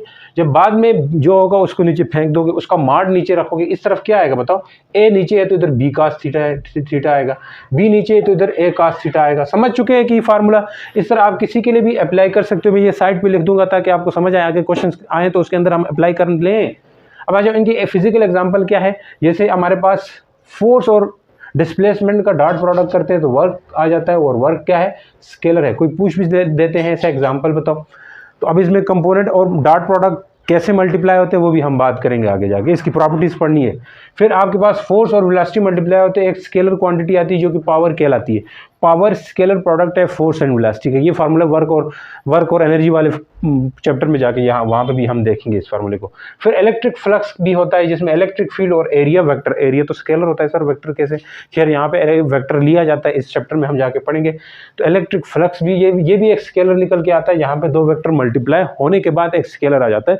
याद रहे यहाँ मल्टीप्लाई कैसे हो रहे हैं, डॉट ऑपरेटर से। यहाँ पे इसी तरह बी और ए मल्टीप्लाई हो रहे हैं, उससे क्या निकल रहा है, एक स्केलर निकल रहा है जिसे मैग्नेटिक फ्लक्स कहा जाता है। आगे चलते हैं जी, क्वेश्चंस की तरफ नहीं बल्कि प्रॉपर्टीज की तरफ जाएंगे। तो अब चले जनाब, कैरेक्टरिस्टिक ऑफ प्रॉपर्टीज देखते हैं इसकी स्केलर प्रोडक्ट की। स्केलर प्रोडक्ट इज कम्यूटेटिव, इससे पीछे बताना चाहिए था, अभी फिर बताना पड़ेगा कि कैसे कम्यूटेटिव है। आपको आता है ये क्वेश्चन। ये स्केलर प्रोडक्ट कम्यूटेटिव का मतलब ये है कि अगर ए डॉट बी करो या बी डॉट ए करो तो आंसर सेम आएगा। प्रूफ चाहिए, देख ले। ए डॉट बी का मतलब क्या है, ए डॉट बी का मतलब बच्चों क्या होता है, ए बी कास थीटा। तो आप ऐसे कर लेते हो, ये अगर ए है ये बी है तो आप बी का कंपोनेंट लेते हो तो ये बी कास थीटा आता है।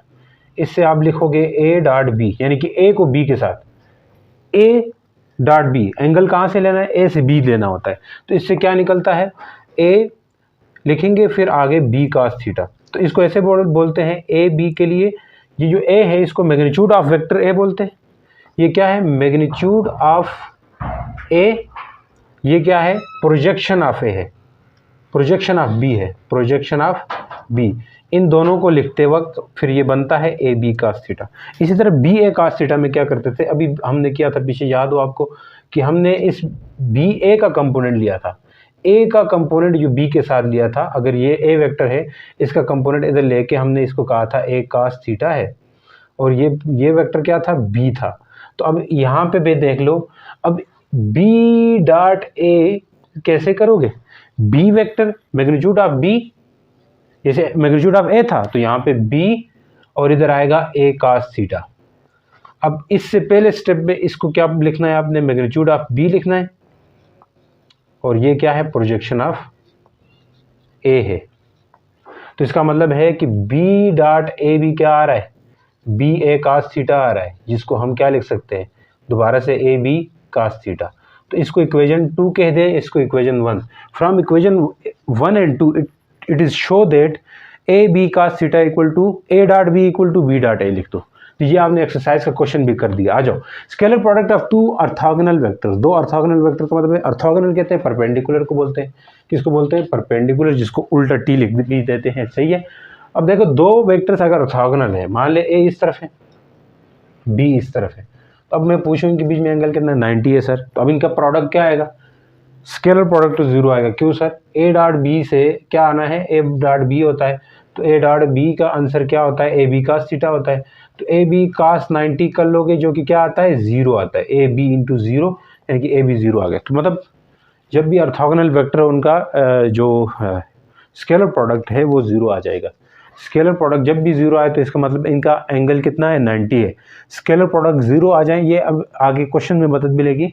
जब भी स्केलर प्रोडक्ट 0 आता है तो इसका मतलब है एंगल 90 होता है। तो ये आपके एमसीक्यूज भी पूछ सकते हैं कि स्केलर प्रोडक्ट 0 आने का मतलब क्या है, एंगल 90। नेक्स्ट, इसी तरह जो ऑर्थोगोनल यूनिट वेक्टर है, यूनिट वेक्टर समझ सकते हैं आप, मैंने शुरू में कहा था इसके साथ आई कैप होता है, इधर ऊपर जे कैप होता है, इधर जेड के साथ के कैप होता है। अब ये तीनों ऑर्थोगोनल वेक्टर्स हैं, यूनिट वेक्टर्स हैं, इनका भी अगर डॉट प्रोडक्ट करते हो ना तो मतलब आई डॉट जे, मतलब आई डॉट जे का मतलब है ये और ये वेक्टर मल्टीप्लाई कर रहे हो, तो इसका मतलब है आई जे कास 90 होगा बच्चों, कास 90, क्योंकि इनके बीच में एंगल 90 ही होता है, ये तीनों के बीच में। तो इससे क्या आएगा, 0 आएगा फिर भी। इसी तरह इनके बीच में, इस किसी को भी करो, इनके बीच में 90 है, किसी को भी आपस में करो, आई डॉट जे चाहे जे डॉट के डॉट है, जब भी डिफरेंट होंगे तो एंगल 90 तो होता है, इस और इसके बीच में 90, इस और इसके बीच में 90, तो इसका मतलब सब का सब जीरो आ जाएगा। तो ये आपसे एमसीक्यू में पूछ सकते हैं कि जो स्केलर प्रोडक्ट है यूनिट वेक्टर्स का, उसका आंसर हमेशा जीरो आता है, क्योंकि दो डिफरेंट होंगे तो इनके बीच में एंगल भी 90 का होगा, और यहाँ से cos 90 क्या आता है, जीरो आ जाता है। Scalar product of two parallel vectors, ये आप ये क्वेश्चन भी पूछ सकते हैं, कैन स्केलर यानी कि scalar product of two parallel vectors, कि स्केलर प्रोडक्ट कब मैक्सिमम हो सकता है, ये क्वेश्चन पूछ सकते हैं। यहाँ मैंने क्वेश्चन लिखा है, ठीक है जी, when scalar product can be maximum, कब हो सकता है स्केलर प्रोडक्ट, आप बोलोगे एंगल जब जीरो हो या पैरेलल वेक्टर्स हो, यानी दोनों एक ही तरफ हो, ए भी इस तरफ बी भी इस तरफ, अब इनको जोड़ोगे, इनको मल्टीप्लाई करोगे, मल्टीप्लाई का आंसर भी मैक्सिमम आएगा। इसीलिए ए डॉट बी का जो आंसर है वो क्या आता है, ए बी cos जीरो करने से मैक्सिमम आता है, इसको मैक्सिमम रिजल्ट भी कहा जाता है। तो ये आप पूछें तो ऐसे जवाब दे देना। अगर छोटा सा एमसीक्यूज आता है या क्वेश्चन पूछ सकते हैं कि when scalar product will be maximum, तो आप बोलोगे when the vectors will parallel and the angle between them is 0 degree, at that situation A dot B will be maximum, यानी स्केलर प्रोडक्ट मैक्सिमम आएगा। Vector product with itself, अगर खुद के साथ vector product करते हो, मान ले ए है, उसके साथ ही ए एक और ले लेते हो, तो उस सिचुएशन में एंगल तो जीरो होगा और ए का स्क्वायर बनेगा, ये तो आपको पता होना चाहिए। अगर इटसेल्फ आता है, ए जरूरी नहीं, अगर एफ है एफ, तो ये भी क्या आएगा, एफ स्क्वायर हो जाएगा। समझ चुके हो अब तक। Parallel vector, parallel unit vector को पैरेलल कर लेते हो। मैंने उसी तरह कहा था यूनिट वेक्टर 3 होते हैं, आई कैप, जे कैप, के कैप। अब आई कैप के साथ आई कैप ले रहे हो, आई कैप के साथ आई कैप ले रहे हो, उस सिचुएशन में क्या होगा, आई cos जीरो होगा, तो ये क्या होगा, आई cos जीरो से क्या आता है, 1 आता है। तो इसका मतलब क्या है कि 1 आएगा जब भी आपके पास पैरेलल वेक्टर्स यानी यूनिट वेक्टर्स को आपस में मुख्तलिफ, यानी कि आई को जे के साथ करो, आई को के साथ करो, अगर अलग अलग करने से जीरो आता है, क्योंकि 90 का एंगल होता है दोनों के बीच में, सेम करने से 1 आता है। ये आपको याद होना चाहिए, एमसीक्यू में पूछ सकते हैं ये आपसे, तो ऐसे क्वेश्चन भी बना सकते हैं। अब यहाँ से भी क्वेश्चन बन सकता है, ये जो है एंटी पैरेलल वेक्टर्स, अगर व्हेन टू, यानी can scalar product can B negative, पूछ सकते हैं scalar product can B negative answer, या जस्टिफाई इट, हाँ ऐसे पूछ ले तो आप बोलोगे अगर स्केलर प्रोडक्ट नेगेटिव करने हैं तो आपने एक वेक्टर इस तरफ लेना है, एक वेक्टर इस तरफ लेना है, एंगल कितना रखना है 180, यानी एंटी पैरेलल के लिए पहले बोलोगे ये एंटी पैरेलल है, और इनके बीच में ए डॉट बी का आंसर कितना रखोगे बच्चों, ए बी का 90 रख दोगे, इस तरह आंसर दे देना उनको, 180 रख दोगे, तो इससे क्या आएगा, माइनस ए बी आ जाएगा। ये बात समझ चुके हो आप, माइनस ए बी। तो पूछ कैसे सकते हैं कि कैसे एंटी पैरेलल वेक्टर्स नेगेटिव होते हैं स्केलर प्रोडक्ट, तो आप ऐसे जवाब देना, एक डायग्राम भी बनाओ, ए बी ऐसा करके मैथमेटिकल भी लिख दो और नीट एंड क्लीन लिख दोगे तो आपको आंसर मार्क्स मिल जाएंगे। तो ऐसी चीज़ों से कंफ्यूज मत होना, ये तो बहुत सिंपल सी चीज़ें हैं। नेक्स्ट आ जाओ, scalar product of two vectors in rectangular form, बड़ा इंपॉर्टेंट सवाल है और बड़े इंपॉर्टेंट प्रॉपर्टी है ये, इस प्रॉपर्टी से बहुत लिंक करती है काफ़ी सारी चीज़ें, तो ये चीज़ें आपको याद रहनी चाहिए, आगे हम क्वेश्चंस में कर रहे हैं तो आपको समझ भी आ जानी चाहिए। कुछ चीज़ें मैं यहाँ से रिलेटेड लिख रहा हूँ और ये चीज़ें मैंने पिछले जब बात की थी वहाँ से लिखी, प्रोजेक्शन पूछते हैं क्वेश्चन के अंदर तो वहाँ हम इसलिए यूज़ करेंगे इस चीज़ को। तो बने रहिए। वीडियो काफ़ी लेंथी होने वाली है क्योंकि ये जो टॉपिक्स रखे हुए हैं ना इन्होंने, बड़े इंपॉर्टेंट टॉपिक्स हैं और इससे बहुत क्वेश्चन पूछे गए हैं, तो इसलिए ये ज़रूरी है। रेक्टेंगुलर फॉर्म का मतलब ये है कि अगर हमारे पास दो वेक्टर्स है, ये एक क्वेश्चन भी आपके एक्सरसाइज में क्वेश्चन भी, शो दैट ऐसा दिया हुआ है, show that A dot B equal to A x B X, फिर ए वाई बी वाई, फिर ए जेड बी जेड, ऐसा प्रूफ करने का मांगा है। तो ये इस प्रॉपर्टी से प्रूव होता है। तो इसके लिए हमने क्या किया, दो वेक्टर ले लिए। देखो एक कोई भी वेक्टर लेते हैं उसके साथ ए X A Y A Z लेते हैं। आपको पता है शुरू में हमने कहा था अगर ये वेक्टर ए है तो इसके साथ जो कंपोनेंट होगा ए एक्स होगा और ये ए वाई होगा। अगर तीसरा भी हो सकता है वो ए जेड हो सकता है। तो तीनों को हमने ऐसे लिख दिया। अब ए एक्स के साथ आपको पता है आई कैप लिखा जाता है, ए वाई के साथ आपको पता है जे कैप लिखा और जेड के साथ के कैप लिखा जाता है। डॉट प्रोडक्ट के बीच में डॉट रखना है, यहाँ पे क्रॉस नहीं लिखना। क्रॉस का मतलब है आप क्रॉस प्रोडक्ट कर रहे हो, डॉट लिखना है। तो आई कैप जे कैप के कैप इधर भी लिख दिया। अब इनका सिचुएशन मल्टीप्लाई करने का ये होता है बच्चों, ए एक्स के साथ मल्टीप्लाई होता है, ए वाई के साथ मल्टीप्लाई, ए जेड के साथ होता है। बाकी अलग अलग क्यों नहीं होते, अलग अलग होते हैं लेकिन उनसे जीरो आता है। तो हम इसलिए डायरेक्ट ही करते हैं। मैं इस तरह क्वेश्चन भी लूंगा, आपको समझ भी आ जाएगी। तो इसी तरह ए एक्स आई देखो आई मल्टीप्लाई होके 1 आता है। आपको पता है आई मल्टीप्लाई, इधर हमने पढ़ा था जो यूनिट वेक्टर यानी कि पैरेलल यूनिट वेक्टर बनता है। तो ये ए एक्स पूरा बी एक्स, ए एक्स आई बी एक्स आई से मल्टीप्लाई कर रहे हैं। देखें ए एक्स आई किसके साथ मल्टीप्लाई हो रहा है, बी एक्स आई के साथ। तो सोचो ए एक्स बी एक्स लिखा जाएगा, ए एक्स बी एक्स लिखा जाएगा, आई डॉट आई से क्या आएगा बच्चों, 1 आएगा, क्योंकि हमने अभी पढ़ा था आई डॉट आई सेम जो यूनिट वेक्टर होते हैं उनका क्या आता है, 1 आता है। तो इसलिए ए एक्स बी एक्स रह जाएगा। इसी तरह ए वाई बी वाई भी मल्टीप्लाई कर दोगे, ए वाई जे केप फिर बी वाई जे केप भी मल्टीप्लाई कर दोगे। इस तरह ये ए वाई बी वाई लिखा जाएगा, लेकिन J cap dot J cap से 1 आ जाएगा, इसलिए ए वाई बी वाई आ गया। इसी तरह ए जेड बी जेड आ गया। तो ये आपका शो भी हो गया, ये क्वेश्चन था एक्सरसाइज का, उसका आंसर भी हो गया। समझ चुके, एक्सरसाइज का इस तरह का पूछा था, शो डॉट ये शो कराओ, तो अब यही लिख के शो कर दोगे। अब इसी से रिलेटेड क्वेश्चन भी पूछते हैं कि अगर आपको 2 वेक्टर इस तरह दे दें, उनका स्केलर प्रोडक्ट। अब देखो ये आपके पास वेक्टर्स थे, यहाँ एक चीज़ ध्यान करने की, ये चीज़ें वेक्टर्स थी, ये वेक्टर थे, लेकिन डॉट प्रोडक्ट लगाया तो इससे ये जो आंसर आया ये एक स्केलर आया है, ठीक है। यानी वेक्टर मल्टीप्लाई होके, ये दोनों वेक्टर्स थे, इससे मल्टीप्लाई होकर ये स्केलर आया है। जैसे आपसे पूछे एक वेक्टर एफ दे दे, फोर्स दे दे, जो कि मान ले 2 आई केप 3 जे केप प्लस 4 के केप दे दे। इसी तरह डिस्प्लेसमेंट वेक्टर दे दे 3 केप प्लस 1 आई जे केप प्लस 2 के केप। ये कोई 2 वेक्टर दिए हुए, आपसे पूछे ये 2 वेक्टर्स हैं, इनका वर्क फाइंड करो, वर्क कैलकुलेट करो। ऐसे क्वेश्चन आगे भी आएंगे, तो आप फौरन क्या करोगे, एफ डॉट एस करोगे बच्चों, वर्क निकालना। वर्क पूछ सकते हैं आपसे, जितने भी ने वो एग्जांपल दी थी आपने स्केलर प्रोडक्ट की, उन सब से पूछ सकते हैं। एफ क्या है, 2 आई केप है, 3 जे केप है, 4 के केप है, डॉट रखेंगे। एस की जगह क्या रखना है बच्चों, 3 आई केप 1 जे केप प्लस 2 के केप। अब देखो यहाँ से ये इसके साथ होगा, ये इसके साथ होगा, ये इसके साथ, तो बाकियों से लेना देना नहीं है। 2 3 ज़ा 6 आता है, आई इसके साथ भी इसके साथ, तो 1 आएगा, आपको पता है। 3 1 ज़ा 3 आएगा, 4 2 ज़ा 8 आएगा, तो इन सबको प्लस कर दीजिए, 9 आएगा, 9 प्लस 8 करोगे तो कितना आएगा, 17 आ गया। यानी 17 जूल आपका वर्क आ जाएगा। इस तरह वर्क फाइंड इस तरह भी किया जा सकता है। जो क्वेश्चन अगर आगे वर्क एंड एनर्जी वाले चैप्टर है, वहाँ पर भी इस तरह के क्वेश्चन दिए हुए हैं, लेकिन इधर से भी इस तरह के उठा के पूछ सकते हैं आपसे, तो आप समझ जाना, इसके लिए तैयार होना। अब एंगल भी पूछा जा सकता है बच्चों। एक एंगल तो ये है कि ये a x B y v z ये है, इसको डिवाइड कर दिया ए बी के मॉड से। अब ए बी का मॉड क्या होता है, ए बी का मॉड क्या होता है, जब आप ए और बी मल्टीप्लाई करते हो, इसी को ए बी का मॉड बोलते हैं। जैसे यहाँ ये निकला है ना, एफ एस आया, तो एफ एस का मॉड हो गया ये। इसलिए 2 वेक्टर्स को जब आप ए डॉट बी करते हो, जैसे यहाँ ए डॉट बी कर दिया था और ये आया था, ये क्या चीज़ होता है, ए बी का मॉड आ जाता है। समझ चुके हो ये बात। नेक्स्ट चलो, एक एंगल निकालने का एक और फार्मूला यहाँ से हम निकालते हैं, इसी से ही निकलता है। कहाँ से, ए डॉट बी का आंसर क्या आया था, ए बी कास थीटा आया था बच्चों।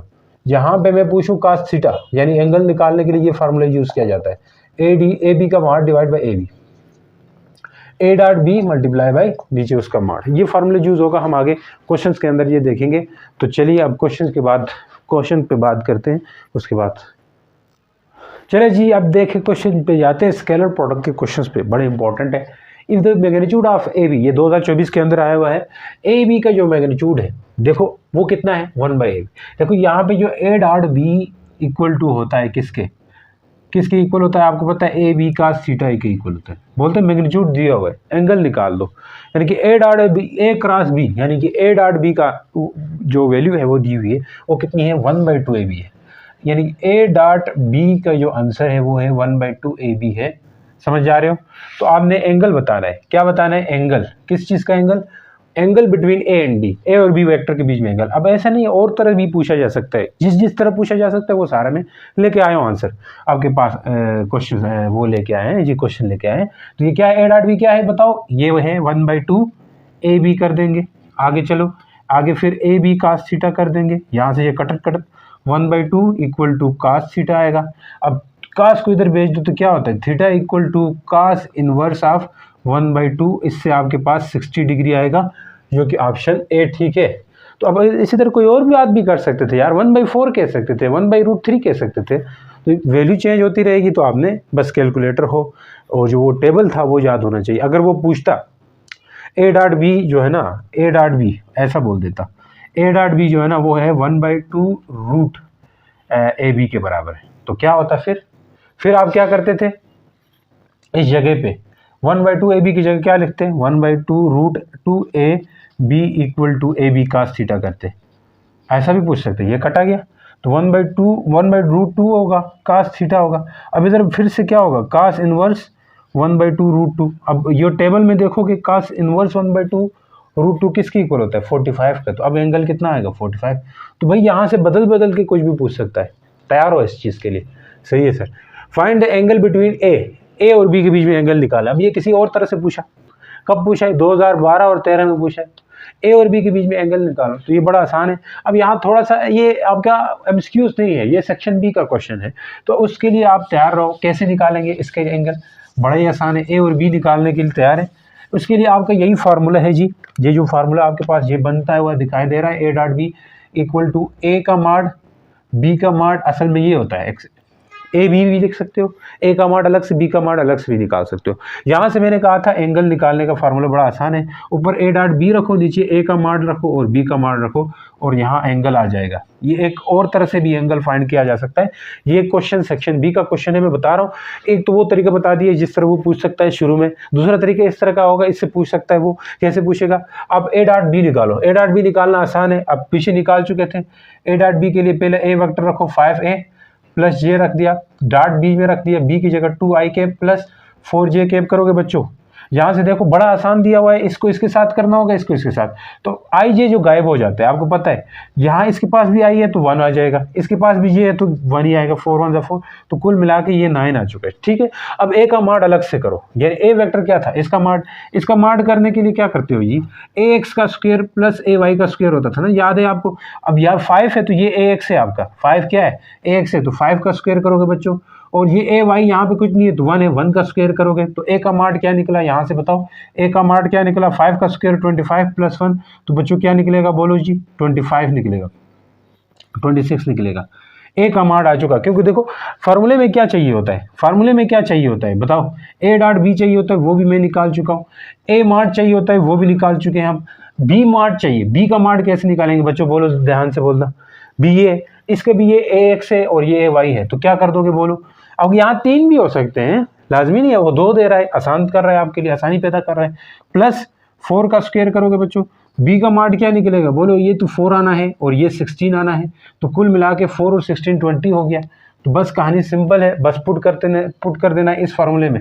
बताओ कास थीटा इक्वल टू, ऊपर ए डॉट बी की जगह क्या लिखूँ 9 लिखे सर, नीचे ए की जगह क्या लिखूँ बोलो, ए की जगह √26 लिखेंगे और ये 20 लिखेंगे, हाँ 20 साथ में रख दिए। अब इसे मजीद हल करें, 20 और इसको हल कर सकते हो ना, यानी कि 20 को ब्रेक करें कैसे, 2 5 2 10 22, हाँ 2 5 10, तो ये 2√5 आ सकता है, 2√5 आ सकता है। कास थीटा 9 √26, ये 2√5 आ सकता है। ये हल करके कैलकुलेटर में डाल दो और कास को उधर शिफ्ट करो, इन्वर्स में दबा दो, तो एंगल आ जाएगा। ठीक है जी, इन्वर्स में कैसे दबाते हैं, X equal to cos inverse of 9 by ये √2s इसकी वैल्यू लिखोगे तो एंगल आ जाएगा, कुछ ना कुछ वो आपका एंगल होगा इन दोनों वेक्टर्स के बीच में। तो एक इस तरह निकालने का तरीका है, समझ गए।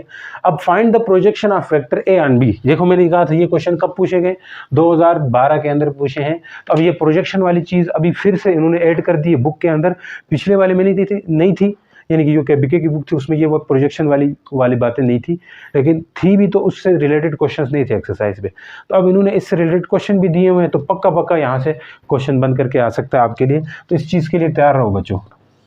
तो प्रोजेक्शन वाले मैं क्वेश्चन कराऊंगा, दो तरह से प्रोजेक्शन पूछ सकते हैं, वो मैंने शुरू में टॉपिक पढ़ाते हुए भी वहाँ पर भी एक्सप्लेन किया, अब यहाँ पर भी एक्सप्लेन कर रहा हूँ, तो इसका मतलब है आने के चांसेस बढ़ते हैं आपके। देखो यहाँ से ये वाला वेक्टर जो है ना, अब देखो projection of A in the direction of B बोला है, यानी कि ए की बी के साथ डायरेक्शन। तो जब ए का बी के साथ होता था, बी बाद में है तो बी नीचे आ जाएगा, ये वाला लगेगा।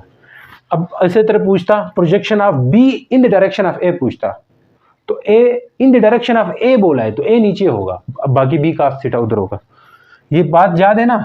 अब ए की कास थीटा कब आएगा, जब प्रोजेक्शन पूछे, यानी कि बी का ए के डायरेक्शन में, ठीक है, ए की डायरेक्शन। तो अब यहाँ पे कौन सा फार्मूला लगेगा, projection of A in the direction of B, projection of A in the direction of B, यही फार्मूला लगेगा। दोनों तरफ बोला था मैंने, in the direction of B बोला है तो बी नीचे फेंका। अब बोला projection of B in the direction of A यहाँ पे आ जाता तो ए को नीचे फेंक देते। समझ गए हो यहाँ बात, या ये चीज़ बतानी है आपने। प्रोजेक्शन यही होगी आपकी, इसी को आप क्या कहते हो, इसी ए कास थीटा की क्या पुकारते हो, इसको क्या पुकारते हैं, projection of B, projection of A in the direction of B, projection of A in direction of B, ऐसा पढ़ते हैं इसको। अब आपको ये चीज़ निकालनी है इसका आंसर देने के लिए, सेक्शन बी का क्वेश्चन बन रहा है, तो इसका आंसर देने के लिए ए डॉट बी निकालोगे। ए ये पड़ा हुआ है, देखो बी ये पड़ा हुआ है, तो पहले क्या करना है, ए और बी का आराम से डॉट प्रोडक्ट करना है, तो वो करना आना चाहिए। ए क्या है बच्चों, 2i cap minus 8j cap plus k cap कर दोगे। नेक्स्ट बीच में डॉट लगाना है और 3i cap minus 4j cap minus 12k cap कर दिया। नेक्स्ट चलो अब इसको इसके साथ कर दो, इसको इसके साथ, इसको इसके साथ, बाकी परवाह नहीं है। 2 3 6 आएगा, गया।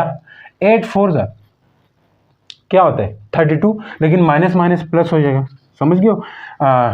फिर यहाँ 1 है, 1 2 2, तो देख लो ये कितना आता है 8 प्लस 32 और 8 जमा करोगे तो 40 आ गया।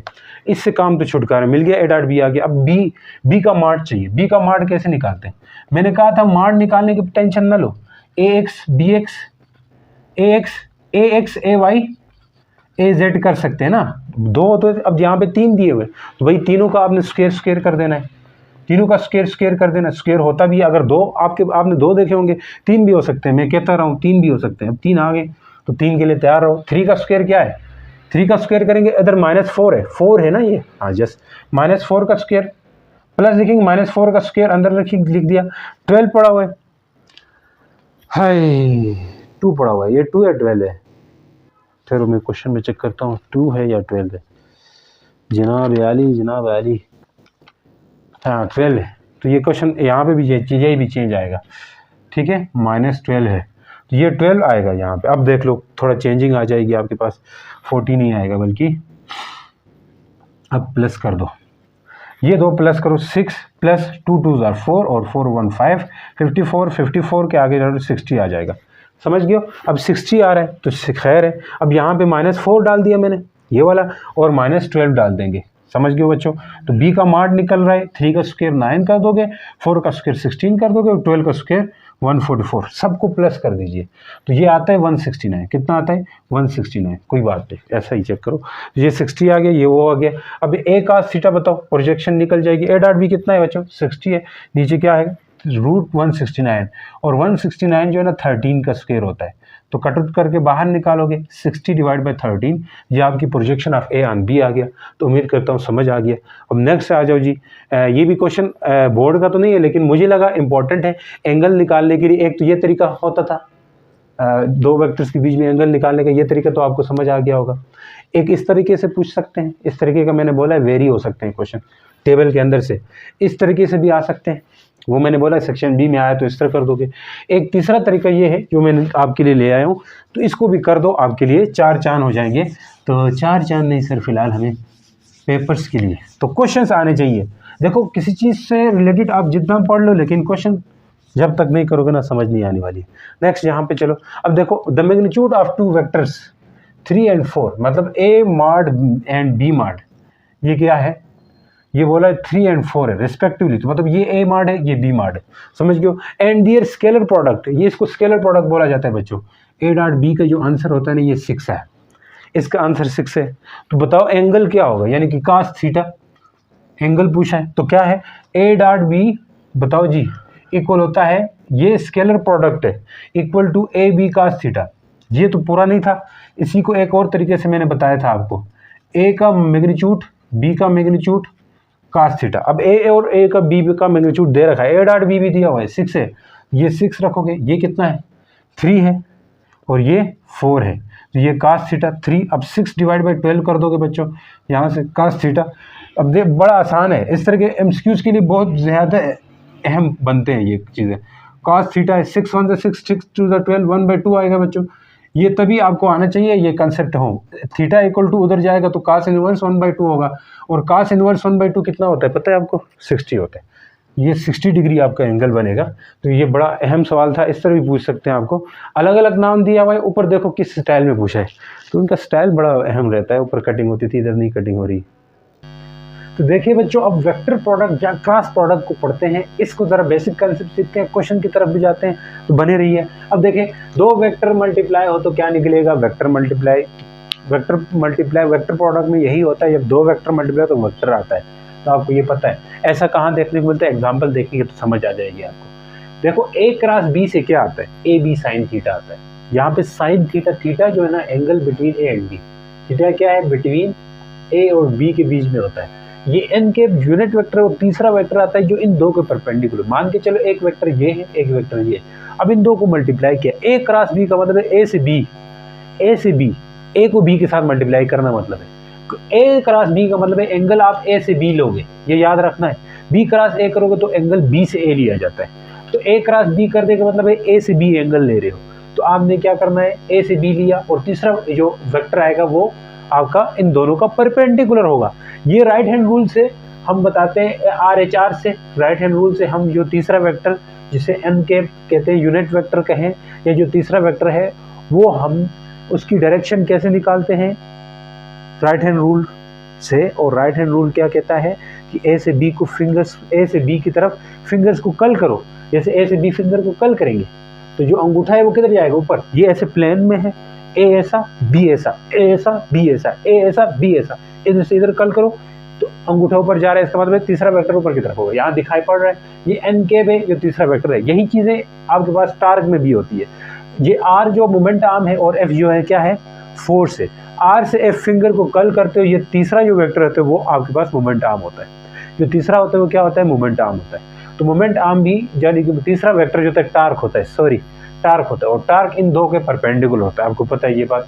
और इसको ओपन करते हो तो क्या होता है, आर एफ साइन थीटा आता है। और एंगुलर मोमेंटम में भी इस तरह आप कल करते हो तो ये तीसरा वेक्टर जो है वो एंगुलर मोमेंटम आता है, और इसको भी आर पी साइन थीटा लिखते हैं बच्चों, आपको पता हो।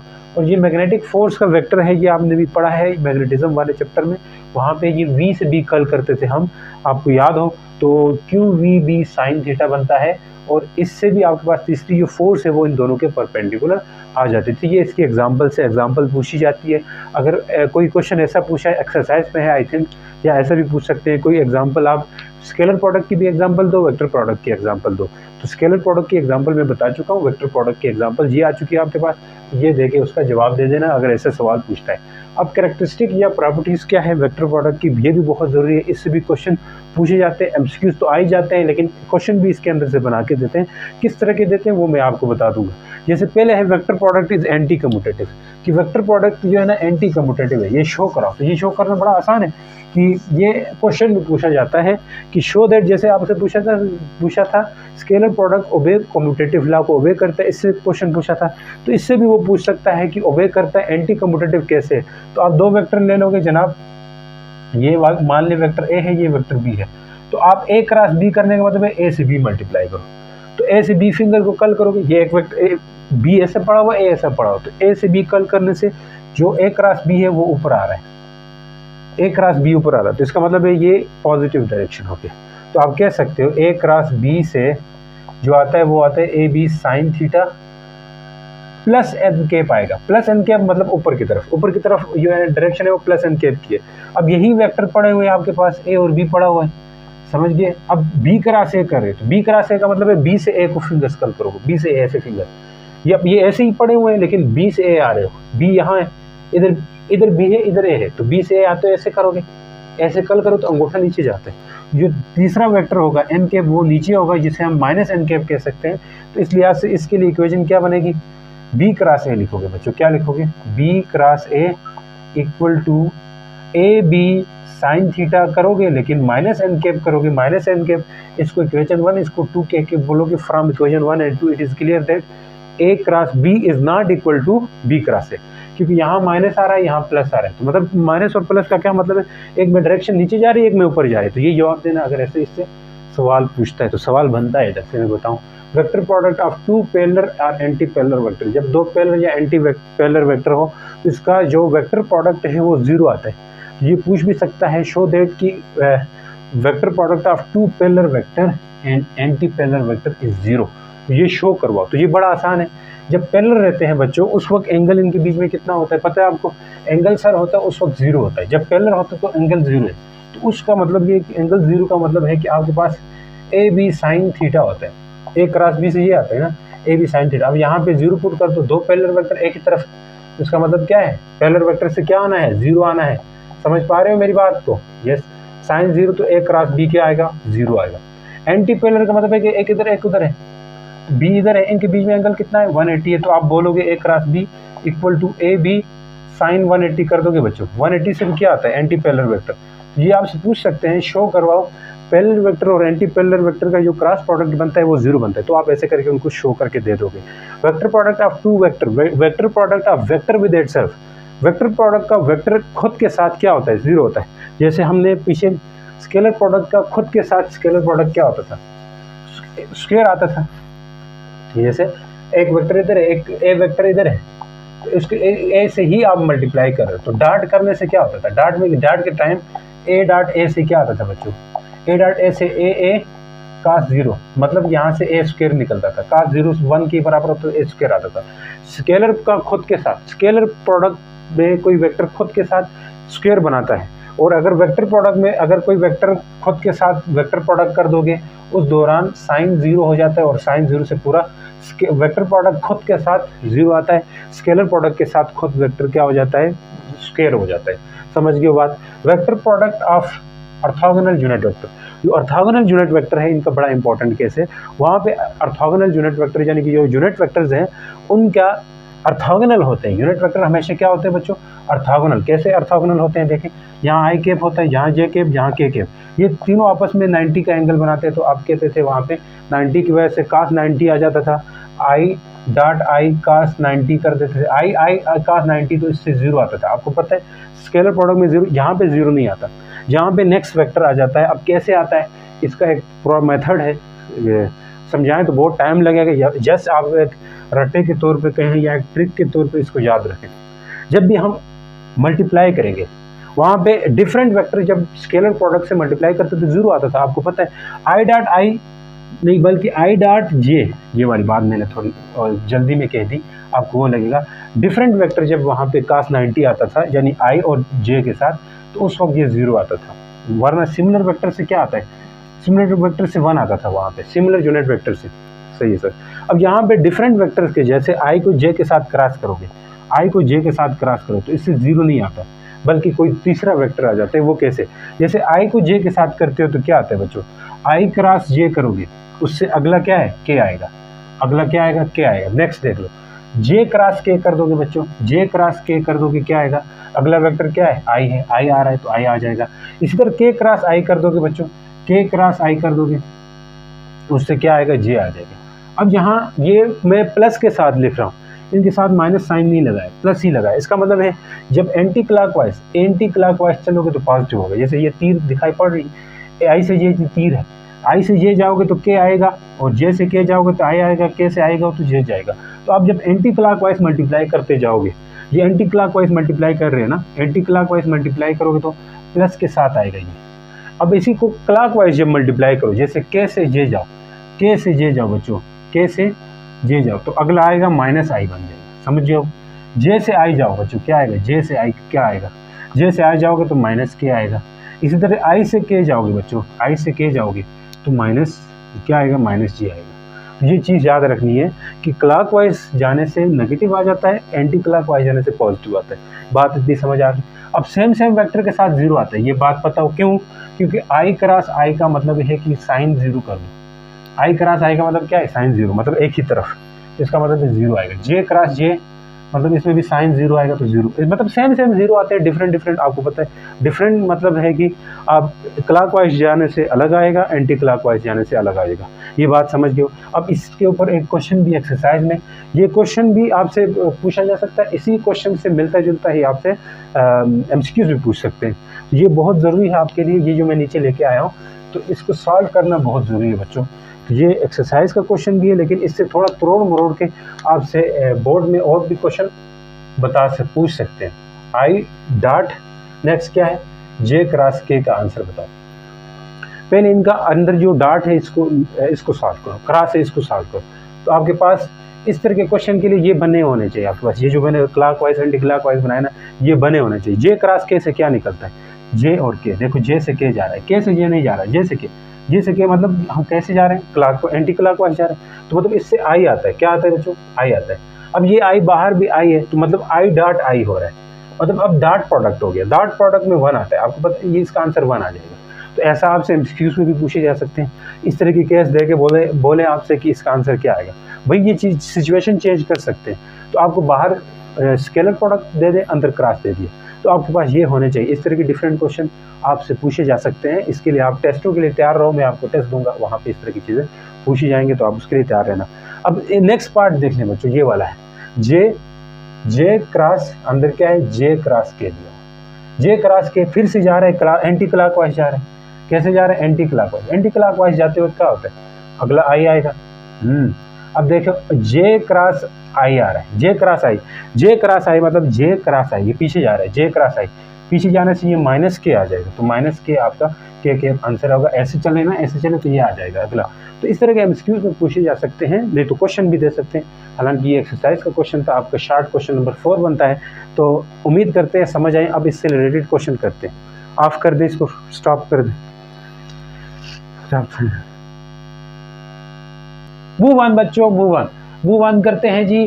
प्रॉपर्टी, 2 प्रॉपर्टी रहती थी आपके खाते में, मैंने छोड़ दिया था, लेकिन मैंने कहा खुद करते हैं, सारे ये मुश्किल प्रॉपर्टी है, हमारे ऊपर क्यों छोड़ रहे हैं। Vector product of 2 vectors in term of their rectangular component. इसी तरह scalar product of 2 vector in term of rectangular component था, वो मैंने करवा दिया था। जैसे एक vector ax i cap ay j cap az k cap होता है, आपको पता है। इसी तरह बी वेक्टर में लेने लगूंगा तो bx i cap by j cap bz k cap बनता है। अब वहां पे मल्टीप्लाई करना बड़ा आसान था, ax को bx के साथ करते थे, ay को by के साथ, az को bz के साथ। तो इससे आता था ax, मेरे पीछे देखो नोट्स में, वहां पे यही लिखा हुआ है, a डॉट b का आंसर यही आता था ना बच्चों, ax bx ay by, फिर az bz था ना। लेकिन भाई यहाँ पे ये इस तरह नहीं होगा, यहाँ पे करने के लिए डिटरमिनेंट करना पड़ता है। यस, जो डिटरमिनेंट मैंने आपके सामने लिखा हुआ है, इनका जो आई कैप जे कैप लगा होता है ना, यस सर लगा होता है, इनको ऊपर पहले रो में लिख दोगे, डायरेक्ट तरीके बता रहा हूँ। पहले रो में आई जे के लिख दोगे, नीचे रो में ए x B x A Y A Z, यानी कि जो ए वेक्टर के थे ना कंपोनेंट, यानी ए एक्स देख लो, A X A Y A Z, इनको यहाँ लिखोगे, समझ गए सर। फिर बी के B X B Y B Z, इनको यहाँ लिखोगे, फिर आपका ये ए क्रॉस बी बन जाएगा। तो ए क्रॉस बी का आंसर ऐसे निकालते हैं।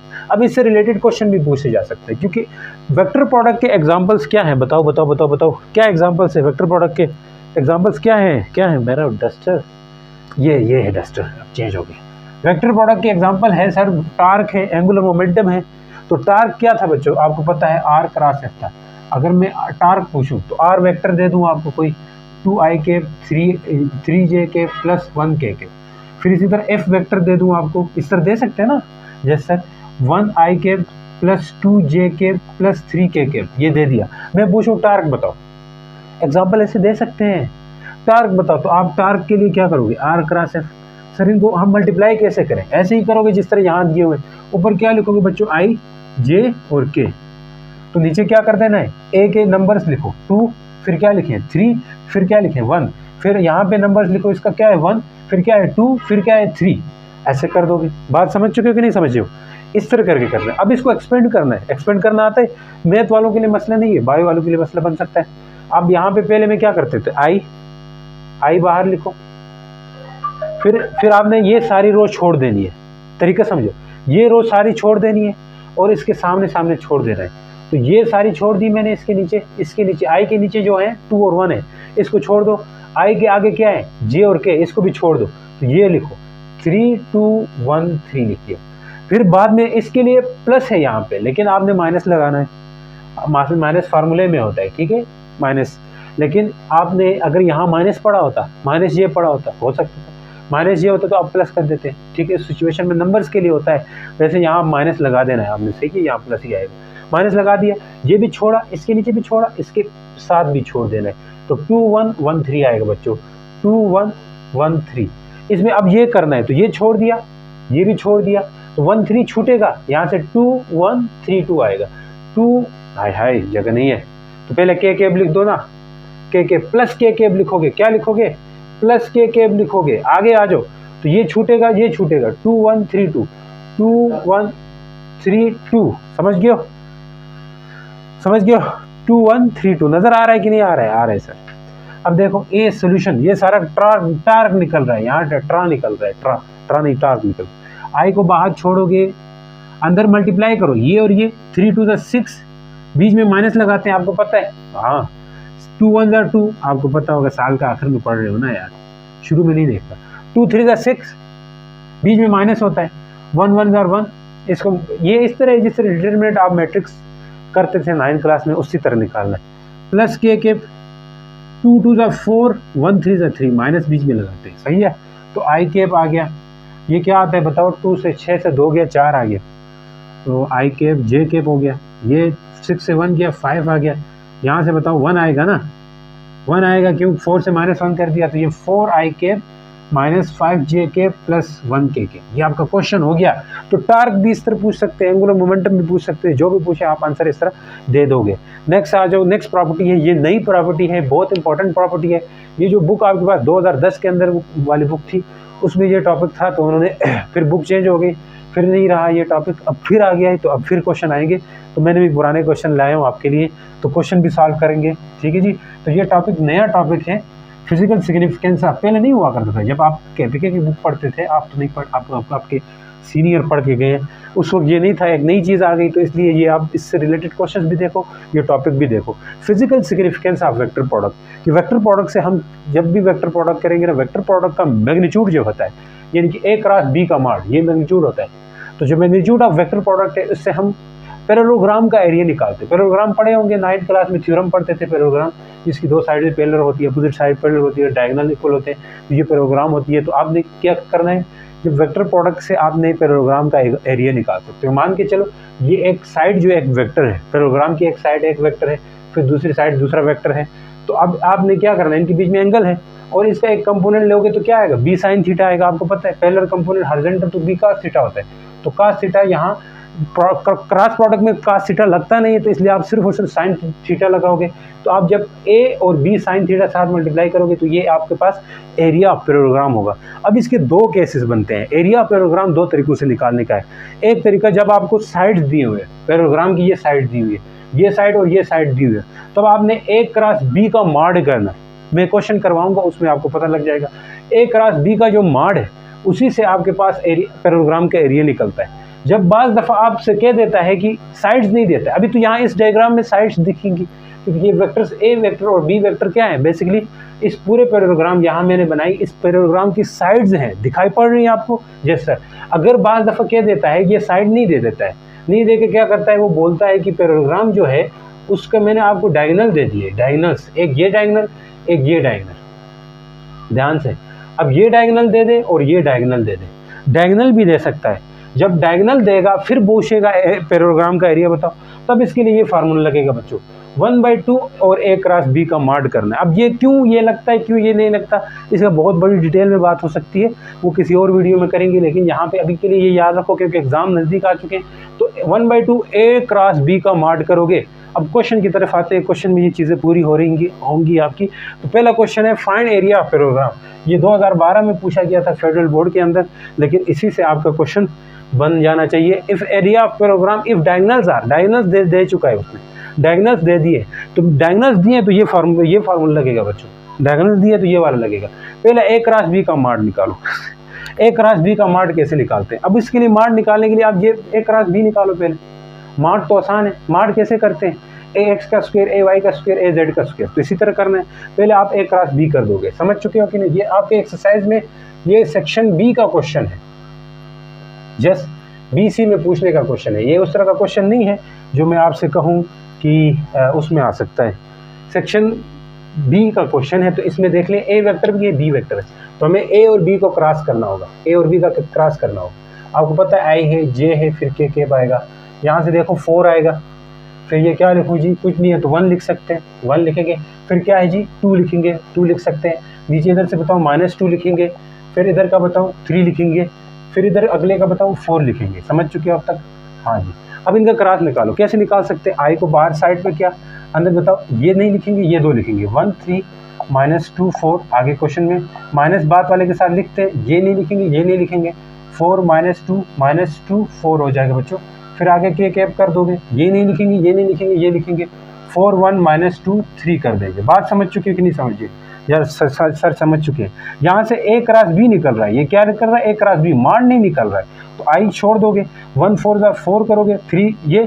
अब इसका तरीका बताता हूँ, अगर इधर इधर माइनस होता है, ये मल्टीप्लाई करने का एक तरीका है, इधर उधर माइनस हो, इधर और इधर माइनस हो, इधर माइनस आएगा, क्योंकि माइनस माइनस प्लस होगा, एक माइनस बाहर भी होता है आपको पता है, तो इसलिए ये माइनस होगा। अगर एक में प्लस है तो ये प्लस आता है डायरेक्ट, 3 2 6 प्लस 6 आएगा।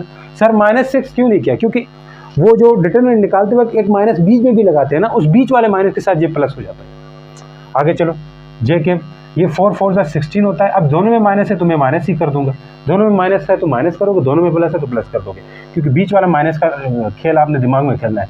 4 3 12 और यहाँ पे प्लस हो जाएगा बच्चों, तो यहाँ से ये 4 10 आई कैप होना है, और यहाँ से बताओ तो 16 से 4 गया तो कितना आएगा, 16 से 4 गया तो 12 आता है सर, -12 जे कैप कर दोगे, फिर यहाँ से बताओ 14 हो जाएगा बच्चों, 14 के कैप होगा। ये आपका ए क्रॉस बी आ गया, सही बोला आपने, ए क्रॉस बी आ गया। लेकिन हमें क्या निकालना है, बोलो ज़रा, हमें क्या निकालना है, डायगोनल्स दिए हुए और इसका पैराग्राम का एरिया निकालना है। तो डायगोनल्स दिए और पैराग्राम का एरिया का फार्मूला ये 1/2 करना होगा। पहले ए क्रॉस बी का मार्ट करो, तो ए क्रॉस बी का मार्ट कैसे करते हैं, ए क्रॉस बी का मार्ट करने के लिए देखो, यहाँ ये ए एक्स है, ये ए वाई है, ए जेड है, ऐसा है ना कि नहीं, ए ये 10 का स्क्वायर कर दोगे, नेक्स्ट चलो -12 का स्क्वायर कर दोगे, नेक्स्ट चलो बच्चों 14 का स्क्वायर कर दोगे, ये आना चाहिए, 10 का स्क्वायर 100 होता है, 12 का स्क्वायर 144 होता है, और ये कितना होता है 196 होता है। कुल मिला के करोगे ना 440 आ जाएगा, और 440 को हल करोगे ना, सॉल्व करोगे,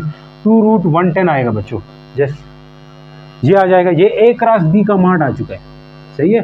अब आपको पैराग्राम के एरिया के लिए 1/2 से डिवाइड करना होगा, तो 1/2 इधर भी रखो, 2 इधर भी रखो, कटाकट, ये क्या आएगा, √110 आएगा आंसर। समझ चुके हैं, जो ये आपका आंसर है। लेकिन अब नीचे वाला क्वेश्चन भी है, रुको, इसके बाद आपकी चीज़ें समाप्त हो जाए। अब ये तो किसी और तरह से पूछा गया, 2 तरह से पूछ सकते हैं, जिस तरह पूछ सकते हैं मैंने आप पे क्वेश्चन लाया हूँ। अब नीचे नेक्स्ट वाला देख लें, 2 कोप्लेनर वेक्टर। कोप्लेनर वेक्टर कौन से होते हैं, जो किसी प्लेन में लाई करें। देखें, जैसे मैं ये और ये लिखता हूँ, ये कोप्लेनर ही तो होते हैं, यस सर, क्योंकि ये प्लेन पे लाई कर रहे हैं। 2 कोप्लेनर वेक्टर से, इसका मतलब है ये डायगोनल्स नहीं है, ये कोई पैराग्राम की साइड्स बन सकते हैं। अगर ये कोप्लेनर वेक्टर है तो इनको जोड़ दोगे तो एक पैराग्राम बन सकती है। अब यहाँ डायगोनल नहीं है, अब दूसरे तरह का वाला केस आ गया कि मैंने कहा था जब डायगोनल ना हो, जो वेक्टर्स जो है ना साइड्स बना रहे हो पैराग्राम की, तब आपके पास दूसरा वाला फार्मूला लगता है। अब इसलिए देखें, वेक्टर्स ए एंड बी है, मेकिंग एंगल 60, थीटा कितना है बच्चों 60 है, जो कुछ दे रहा है लिखो, with each other, with respect to each other, दोनों के बीच में एंगल जो है ना यहाँ पे ये 60 बना रहे हैं। अब बोल रहा है कि each other having magnitude of each, यानी ए का मैग्नीट्यूड जो है बच्चों वो है 4, बी का मैग्नीट्यूड 5 है, यही है ना 5 है। रिस्पेक्टिवली फाइंड द पैराग्राम्स का एरिया, पैराग्राम का एरिया। तो आपने ये क्या करना है, ए क्रॉस बी का जो मार्ड है वो इक्वल होता है बेसिकली ए का मार्ड बी का मार्ड इंटू साइन थीटा, ये ऐसा करके निकाल सकते हैं। अब इसमें आसान है कहानी, ए क्रॉस बी, ए का मार्ड बी का मार्ड साइन थीटा कर दिया। देखो ए क्रॉस बी, ये आप अब एक्चुअल में ये एरिया पैराग्राम होगा, क्यों होगा सर, ये एक एरिया पैराग्राम क्यों होगा, ये एरिया पैराग्राम इसलिए होगा क्योंकि इसका मार्ड ही आपको एरिया देता है। अभी क्योंकि इसका मैग्नीट्यूड दिया हुआ है इसने, इसलिए हमने इसका होल का मैग्नीट्यूड समझा यार। ए का मार्ड कितना है, ए का मार्ड 4 है तो आप 4 लिखोगे, बी का मार्ड कितना है 5 है तो मल्टीप्लाई 5 करोगे, साइन कितना है 60 है तो 60 लिख दोगे, 4 5 20 कर दोगे, साइन 60 की वैल्यू होती है √3/2 होती है, 2 10 20, ये 10√3 आएगा। उम्मीद करता हूँ समझ आई। तो ये तो बड़ा आसान सा था, ठीक है। इसकी वैल्यू आप कैलकुलेटर से निकाल के भी मल्टीप्लाई कर सकते हो, ये तो ऐसे भी चल जाएगा। तो नेक्स्ट शुरू करते हैं। अब देखो क्वेश्चन नेक्स्ट बच्चों, मिक्स क्वेश्चन है, इसका मतलब यहाँ पे स्केलर और क्रॉस प्रोडक्ट के मिक्स क्वेश्चन, ये बहुत ज़्यादा इंपॉर्टेंट है, बहुत दफ़ा सालों में पूछा गया है। तो पहला क्वेश्चन है 2017 के अंदर, if scalar product of 2 vector is this, 2 vectors का स्केलर प्रोडक्ट ये है, मतलब स्केलर प्रोडक्ट आप समझ जाओ ए डॉट बी की बात कर रहे हैं, and magnitude of their product, और उनका जो मैग्नीट्यूड है वो आपके पास क्या है, यानी कि दियर प्रोडक्ट का मैग्नीट्यूड ए डॉट बी ये कितना है जी, ये आपके पास मैग्नीट्यूड जो है, मैग्नीट्यूड ऑफ प्रोडक्ट ये है, और स्केलर प्रोडक्ट ये है, स्केलर प्रोडक्ट मतलब ए बी ये कितना है 2√3 है। तो आपको एंगल बिटवीन देम पूछा है, क्या पूछा है एंगल, यानी कि थीटा पूछा है, तो आसान है, तो फार्मूला पता है, ए dot B equal to A B cos theta. अब यहाँ से ए डॉट बी कर दोगे बच्चों, नीचे ए बी आएगा, जिसको ए बी का अलग अलग मार्ड भी समझ सकते हो आप, ऐसे भी समझ सकते हो। ए डॉट बी कितना है बताओ, वो है ए डॉट बी, ये 2 है, नीचे वाला क्या है 2√3 है बच्चों, यहाँ पे क्या होगा cos 30 हो जाएगा, cos 30 हो जाएगा। यहाँ से बात समझ गए? ओए ये cos वाला नहीं है, दूसरा वाला है। कैसा वाला है? दोनों मिक्स है, नेक्स्ट वाला है। तो ये इस तरह करेंगे तो नहीं होगा ये, ठीक है। इसके लिए स्केलर प्रोडक्ट बोला है, एक तरफ वेक्टर प्रोडक्ट बोला है, एंड डियर वेक्टर प्रोडक्ट, मैं दूसरी समझ गया हूँ, सही है। स्केलर प्रोडक्ट यानी कि ए डॉट बी, ये कितना है 2√3 है, and magnitude of vector product यानी कि magnitude of vector product A cross B, ये जो दिया हुआ है मैग्नीट्यूड बोला है तो मार लगाएंगे, तो ये 2 है। अब समझ जाओ ए क्रॉस बी से क्या निकलता है, ए बी साइन थीटा निकलता है, समझ गए सर। ए क्रॉस बी, अब यहाँ पे ये चीज दी हुई है आपको, ये कितनी है 2 है, 2 equal to A B sine theta कर देंगे, इक्वेशन 1 कह दिया। अब ये चीज दिया हुआ है तो इस चीज को कैसे लिखते हैं, A B equal to A B cos theta करते हैं। अब ये दिया हुआ है तो क्या कितना दिया हुआ है 2√3 कर दोगे, ए बी कास थीटा कर दोगे, इक्वेशन 2 है। अब 1 को 2 से डिवाइड करो, 1 क्या है 2 equal to A B sine theta है बच्चों। नीचे इधर आ जाओ, नीचे क्या करेंगे 2√3 इक्वल टू, यहाँ पे लिख सकते हैं ए बी कास थीटा, यहाँ से ये कट ये भी कट 1/√3 बच रहा है, और ये sine theta by cos theta से क्या आएगा टेन थीटा। अब आ जाओ यहाँ पे इस तरफ टेन को इधर भेजो तो क्या होता है tan inverse of 1/√3 equal to theta, tan inverse of 1/√3, ठीक है, टेन इनवर्स ऑफ 1/√3, इससे आता है 30 डिग्री। एंगल कितना है 30 डिग्री। यहाँ पे कहीं पे 30 डिग्री नजर आ रहा है, ये ठीक है ऑप्शन। समझ गए? ये क्वेश्चन भी पूछ सकता है आपसे, एमसीक्यूज पूछा है तो फिर भी देख लो कितना लेवल है क्वेश्चंस का लेवल, तो समझ गए। अब नेक्स्ट चलो, ये क्वेश्चन नंबर 2 पे आ जाओ।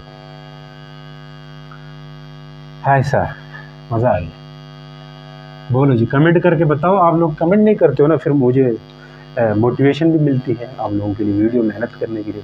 नहीं करते हो तो फिर मुझे लगता है यार ये पीछे जिस तरह वो चैप्टर मैंने शुरू करवाया था बिल्कुल सोए हुए थे आप लोग, यहाँ जाग जाना चाहिए, पेपर्स भी आ गए। ए मार्ट कितना है बताओ, ए मार्ट कितना है, जहाँ पे ए मार्ट दिया हुआ है और बी मार्ट दिया हुआ है, तो ए मार्ट दिया हुआ है जनाब 3.2 है, और बी मार्ट दिया हुआ है जनाब 5.1 है। अब देख लो, इससे आपके पास एक वैल्यू आ जाएगी, ठीक है जी। वो वैल्यू क्या है वो देख ले। अब ए मार्ट भी दिया हुआ है, एंगल भी दे रखा है, जस्ट एंगल भी दिया हुआ है, कितना है 60 डिग्री। अब देखो आराम से क्या पूछे, फाइंड ए डॉट बी और B cross A dot B का भी मैग्नीट्यूड बताओ। जैसे ये किसकी इक्वल होता है, A mod B mod cos theta के इक्वल होता है। ये आपको दे रखा है, नहीं दिया हुआ, ये चाहिए बल्कि। देखो ए मार्ट कितना दिया हुआ है 3.2, बी मार्ट कितना दिया हुआ है 5.1, और कास थीटा कितना लिखूं बच्चों, थीटा लिखना चाहिए सर 60 डिग्री। तो ए डॉट बी का मार्ट निकल रहा है यहाँ से, तो 3.2 इनको मल्टीप्लाई करोगे तो 16.32 आएगा। कास 60 की वैल्यू होती है √3/1/2 होती है, कितनी होती है ये आपको पता होनी चाहिए टेबल से, वो टेबल ढूंढो अपने लिए। ये 2 8 × 16, 2 1 × 2, 2 6 × 12, तो ये 8.16 आएगा ए डॉट बी का आंसर। नेक्स्ट आ जाओ, ए क्रॉस बी का मार्ट कर देते हैं। ए क्या आता है, ए मार्ट बी मार्ट, इस तरह भी लिख सकते हैं साइन थीटा। अब यहाँ से ये चीज़ें दी हुई है, ए मार्ट कितना है 3.2 है सर, बी मार्ट कितना है 5.1 है सर, यहाँ पे साइन कितना लगाओगे 60 कर दोगे। यहाँ से ये कितना आता है उसी तरह 16.32832, और साइन 60 से आता है √3/2 आता है, तो ये कटोगे तो ये 8.16 आता है, 8.16, तो 8.16 और √3 लिख दोगे, ये आपके आंसर हो गए। ये चीज़ें पूछी थी उसका आंसर हमने दे दिया, सही है जी। नेक्स्ट चलो, फॉर विच एंगल, ये तो बड़ा मशहूर क्वेश्चन है, ये 2022 में पूछा था, लेकिन ये नीचे वाला तो और मशहूर है, ये कितने सालों से पूछ रहे हैं, और इस दफ़ा आपके एक्सरसाइज में भी आया हुआ है ये एमसीक्यूज बन के। तो खैर देख लो, for which angle the equation this is correct, किस एंगल के लिए 45 के लिए करेक्ट है, क्योंकि ये दोनों इक्वल कब होते हैं, देखो बड़ा इक्वल रखना है अपने इस सिचुएशन में। ए डॉट बी का मार्ट क्या होता है, ए बी कास थीटा होता है, या A mod B mod cos theta होता है। ए क्रॉस बी क्रॉस का मार्ट क्या होता है, मैग्नीट्यूड तो ये होता है ना, ए बी साइन थीटा होता है। अब इनको डिवाइड करो, इक्वल ले लो, इक्वल लेने का मतलब है ये और ये इक्वल लेना है, तो मतलब इक्वल ऐसे लिख सकते हैं, A B sine theta equal to A B cos theta, क्योंकि इसने कहा है ये और ये आपस में इक्वल है, इसका मतलब ये दो भी इक्वल होंगे, तो ए बी कट गया, यहाँ साइन थीटा बच रहा है, उधर क्या बच रहा है कास थीटा, इसको इधर नीचे फेंक दो, साइन थीटा बाई क्या करोगे बच्चों कास थीटा, यहाँ 1 आएगा। ये प्रूफ भी क्या करने का दे सकता है, क्योंकि यहाँ 0 नहीं बचेगा, पूरा डिवाइड में गया इसलिए 0 नहीं होगा। अगर इस तरफ ले आते तो फिर 0 हो जाता। ये 10 बनता है बच्चों, tan थीटा इक्वल टू 1 है, तो इक्वल tan इनवर्स 1 करोगे, शुरू से करते आए वो किसके बराबर होता है 45 का। तो ये ऑप्शन सही है आपका। अब ये चीज़ बड़ी मशहूर है, ये देखो 2019, 18, 16 में पूछा था। अब ये वाला देख लो, शो डेट, ये चीज़ शो करवाओ, 2009, 14 और 24 में भी पूछा है, तो क्या पता इस दफ़ा फिर पूछ ले, तो इसलिए हम इसको भी कर देते हैं। लास्ट वाला क्वेश्चन है, तो ये बड़ा इंपॉर्टेंट सवाल है भाई, दोनों को मिक्स है, ये यहाँ पे दोनों का मिक्सचर है। तो आपको पता है A क्रॉस B का माड क्या होता है सर? वो तो होता है AB साइन थीटा, होता है बिल्कुल सही। तो यहाँ स्क्वायर पड़ा हुआ है तो आप भी स्क्वायर लगा लो, आप भी स्क्वायर लगा लो, स्क्वायर लगा लें सर, तो A के ऊपर भी स्क्वायर आएगा, B के ऊपर भी स्क्वायर आएगा और साइन स्क्वायर थीटा हो जाएगा। इतनी बात समझ आ गई? Yes sir. अब ये वाला पकड़ लो, AB साइन थीटा क्या होता है? ये होता है AB का थीटा होता है सर, सही है।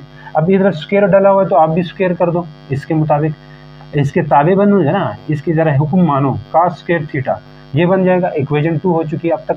अब इन दोनों को प्लस करें, क्यों? क्योंकि इक्वेशन में क्या हुआ है, यहाँ ये स्क्वायर वाला प्लस ये स्क्वायर वाला, तो आपने क्या करना है, इक्वेशन इस साइड को इस साइड के साथ प्लस कर दो, इसको इसके साथ प्लस कर दो। इतनी बात समझ आ गई? यानी कि A क्रॉस B का स्क्वायर को प्लस करेंगे A डॉट B का स्क्वायर के साथ, ये साइड्स आपस में और ये साइड्स आपस में, उस साइड चले जाओ, A square B square sine square theta बनेगा, plus A square B square cos square theta बनेगा। यहाँ से ये चीज़ सेम है बच्चों, A square B square same है, तो बाहर लिया, अंदर क्या बचेगा, sine square theta plus cos square theta. ये एक प्रॉपर्टी होती है मैथ के अंदर, जो कि किसके बराबर होती है, मैथ जो पढ़ते हैं उनको समझ आएगी 1, तो ये 1 के बराबर होती है। आपने यूनिट नंबर 7 क्लास 10 में भी पढ़ के आए होंगे, इसलिए ये आपको पता होना चाहिए। Sign square theta plus cos square theta हमेशा किसके बराबर होता है, 1 के बराबर होता है। अब नेक्स्ट क्वेश्चन की तरफ अटैक करते हैं बच्चों, तैयार हो जाओ। तो चलिए जी बच्चों, क्वेश्चन नंबर है 4 और 5 करते हैं। ये बड़े आसान क्वेश्चन है, लेकिन देखें, what is the angle between A plus B and A minus B, क्या हो गया एंगल? अब यहाँ पे 90, लेकिन इसका आंसर प्रूफ करते हैं, टेंशन न लें, आंसर आता है 90, तो 90 प्रूफ करना है। ये प्रूफ करने के लिए एक क्वेश्चन भी पूछ सकते हैं, सर डायरेक्ट कैसे बताए प्रूफ कर दे, तो प्रूफ मैं कर दूंगा, लेकिन इस तरह ही एक क्वेश्चन भी पूछा जाता है, जैसे ये इंपॉर्टेंट है। अगर ऐसा एमसीक्यूज ऐसा पूछा जा सकता है, लेकिन क्वेश्चन कैसे पूछा जा सकता है, इसी को क्वेश्चन बना के भी पूछ सकते हैं। इफ़ A प्लस बी का होल मार्ड का और A equal to A minus B, then what is angle between A and B, A और B के बीच में एंगल क्या होगा, ये सब पूछ सकते हैं बच्चों। तो आपने क्या करना है, फौरन A प्लस बी वेक्टर को मार्ड को इक्वल ले लेना है A माइनस बी वेक्टर के मार्ड के साथ, ले लिया। इतनी बात समझ आ गई? अब क्या कर दोगे, स्क्वायर स्क्वायर कर दोगे। क्या कर दोगे, स्क्वायर स्क्वायर कर दोगे। स्क्वायर करने के लिए क्या है, डबल लिख दें, इधर भी मल्टीप्लाई, तो ये स्क्वायर मल्टीप्लाई ऐसे होगा, A प्लस बी स्क्वायर, साथ में एक और लिख दो, ऊपर 2 हो जाएगा, A माइनस बी, यानी कि स्क्वायर ले लिया दोनों तरफ, समझिए, इतनी बात समझिए। अब स्क्वायर लिया तो इसको स्प्लिट करके लिख दें। स्प्लिट कैसे, यानी कि A plus B vector mod हटा के इस तरह स्प्लिट करके लिखें, फिर A plus B vector split किया इस तरह, यहाँ पे भी A minus B vector split करना है, ऐसे अलग करना है बच्चों, अलग कर दिया। इस तरह कर सकते हैं ना 2 टाइम, जैसे आप करते हैं A प्लस बी का होल स्क्वायर है तो क्या करते हो, A प्लस बी लिख सकते हैं, यस वही काम किया और कुछ नहीं। तो मैग्नीट्यूड है यहाँ पे, कोई मसला नहीं। मल्टीप्लाई कर दीजिए, ये और ये आपस में मल्टीप्लाई करो तो A का स्क्वायर आए, इस और इसको करें, यहाँ डॉट ऑपरेटर से मल्टीप्लाई करना है, ये याद रहे, दूसरा क्रॉस वाला नहीं करना है, डॉट से मल्टीप्लाई करना है। A के साथ होगा तो A स्क्वायर आएगा, फिर A B के साथ आएगा तो क्या आएगा बच्चा, A डॉट B आ जाएगा, ये बात याद रहे आपको।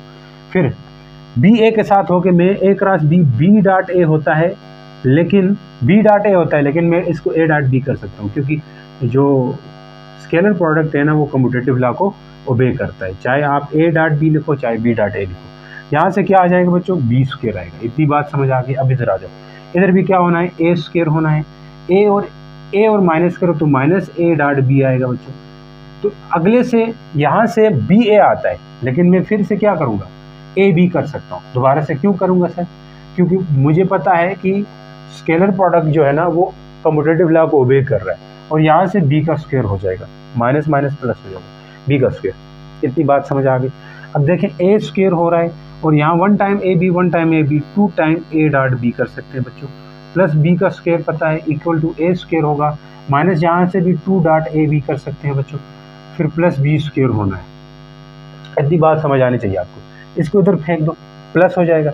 बाकी कटते हैं, ये और ये कटेगा और ये कटेगा, क्योंकि एक साइन, क्योंकि इसको इधर लाओगे तो माइनस हो जाएगा, इसको भी इधर लाओगे तो माइनस होगा, फिर कटेगा। 2a डॉट b है, समझ गए। और अगर इसको भी इधर ले आए तो प्लस 2a डॉट b हो जाएगा, क्योंकि माइनस के साथ था प्लस, अब उधर 0 रहेगा। सर उधर 1 लिखते थे आप, 1 तब लिखते हैं जब डिवाइड में नीचे चला जाए, डिवाइड में नीचे चला जाए तब 1 लिखा जाता है। तो 2 time a b 2 time a b 4 time a dot b कर सकते हैं इक्वल टू 0। देखो इसको खोल दो, तो ये खोलने से क्या बनता है, a b cos थीटा बनता है इक्वल टू 0। इन दो को उधर फेंक दो तो क्या आएगा, cos theta equal to 0 divide by 4ab। तो ये पूरा निकल लेगा, 0 के नीचे कुछ भी आ जाए तो वो 0 होता है। तो अब theta equal to cos inverse of 0, cos inverse 0 बच्चों क्या होता है, 90 डिग्री होता है, आपको पता हो। तो इसका मतलब है एंगल 90 का होगा, ये प्रूव हो गया। अगर इस तरह सवाल पूछते हैं उसका आंसर भी इस तरह दे सकते हो। अब नेक्स्ट आ जाओ, ये भी बड़ा इंपॉर्टेंट सवाल है इसलिए मैं करवा रहा हूँ, अदरवाइज नहीं। If a plus B and a minus B are two perpendicular है, a प्लस बी और a माइनस बी क्या है, परपेंडिकुलर है एक दूसरे के साथ, तो शो करो a और b इक्वल है। तो आसान है, a और b परपेंडिकुलर है, इसका मतलब है इनका जो जब भी दो वेक्टर परपेंडिकुलर होते हैं तो उनका स्केलर प्रोडक्ट का आंसर क्या आता है, 0 आता है। कि अगर दो वेक्टर परपेंडिकुलर है दैट मीन कि a b, या कह लें a b cos थीटा क्या होगा, cos 90 होगा, इस लिहाज से इनका डॉट प्रोडक्ट 0 होता है। ये आपने प्रॉपर्टी में पढ़ रखा है। तो मान लें ये पूरा एक वेक्टर है, ये पूरा एक वेक्टर हो सकता है, अच्छा, क्योंकि ऐड करोगे, एक a वेक्टर है और b वेक्टर ऐड करोगे तो ये बनेगा a प्लस b। तो a प्लस b भी एक वेक्टर हो सकता है इसी तरह, एंड a माइनस b भी एक वेक्टर ही हो सकता है। दो वेक्टर को प्लस करोगे तो वेक्टर ही होगा, इसी तरह दो वेक्टर का माइनस भी एक वेक्टर ही होता है। तो इसलिए मैंने कहा कि ये भी पूरा एक वेक्टर है, ये भी पूरा एक वेक्टर है। अब ये अगर पूरा एक वेक्टर है, a प्लस b पूरा एक वेक्टर है, तो उसका डॉट अगर मैं करूं a माइनस b वेक्टर के साथ, तो इनका 0 आना चाहिए डॉट प्रोडक्ट। क्यों 0 आना चाहिए, क्योंकि उसने बोला है परपेंडिकुलर है दोनों, इसलिए ये 0 आना चाहिए। तो आपको ये बात प्रॉपर्टीज में पता लग गई थी कि जब भी दो वेक्टर्स परपेंडिकुलर होता है तो उनका स्केलर प्रोडक्ट 0 होता है, डॉट प्रोडक्ट नहीं, स्केलर प्रोडक्ट 0 होता है। नहीं, क्रॉस प्रोडक्ट 0 नहीं होता है, डॉट प्रोडक्ट स्केलर प्रोडक्ट एक ही बात हुई ना। तो इनका स्केलर प्रोडक्ट 0 होता है और डॉट प्रोडक्ट भी 0 होता है, लेकिन क्रॉस प्रोडक्ट या वेक्टर प्रोडक्ट 0 नहीं होता। तो इनका मैंने इसलिए इनके स्केलर प्रोडक्ट लेके 0 के इक्वल लिया, इसलिए लिया है, समझ चुके हो। a से मल्टीप्लाई होकर क्या होगा बच्चा, a स्क्वायर हो जाएगा। फिर a b से होके क्या होगा, a डॉट b होगा, समझ चुके हैं कि नहीं समझिए। b a से हो जाएगा तो क्या होगा, प्लस a डॉट b हो जाएगा। अब ये कटिंग हो रहे हैं, माइनस बी स्क्वायर होना है इक्वल टू 0, ये कटिंग में जा सकते हैं आपके पास। तो बचेगा क्या, a square minus B square. अब इससे इसके अंदर से a माइनस बी भी हो सकता है और a प्लस बी भी हो सकता है। आपको पता है हमें इन दोनों को इक्वल लेना है, तो इक्वल, इसको भी 0 के इक्वल, इसको भी 0 के। आप लेते होते हो ना, आप जब मैथ में x plus 2 x minus 3 equal to 0 करते हो तो x प्लस 2 को भी 0 के इक्वल लिखते हो, x माइनस 3 को भी 0 के इक्वल लिखते हो। इस तरह x की वैल्यू निकालते हैं, यहाँ पे भी इसको भी 0 के इक्वल लेंगे, इसको भी 0 के इक्वल लेंगे, यानी कि a माइनस बी को जब 0 के इक्वल लोगे तो a किसके बराबर आएगा, b के बराबर आएगा। और इससे लेना देना देखिए, इसमें माइनस आएगा लेकिन इससे इक्वल आते हैं। तो इस तरह आपने शो कर दिया कि ये दोनों क्या हो रहे हैं, इक्वल है, सेम मैग्नीट्यूड के हैं। तो उम्मीद करता हूँ ये आपका वन शॉट सही रहा होगा। यहाँ तक देखा है तो इसका मतलब है कि आप लोग चाहते हो और भी आपके वन शॉट्स आपके लिए दिए जाए। तो कमेंट करके बता देना और भी होने चाहिए कि नहीं होने चाहिए।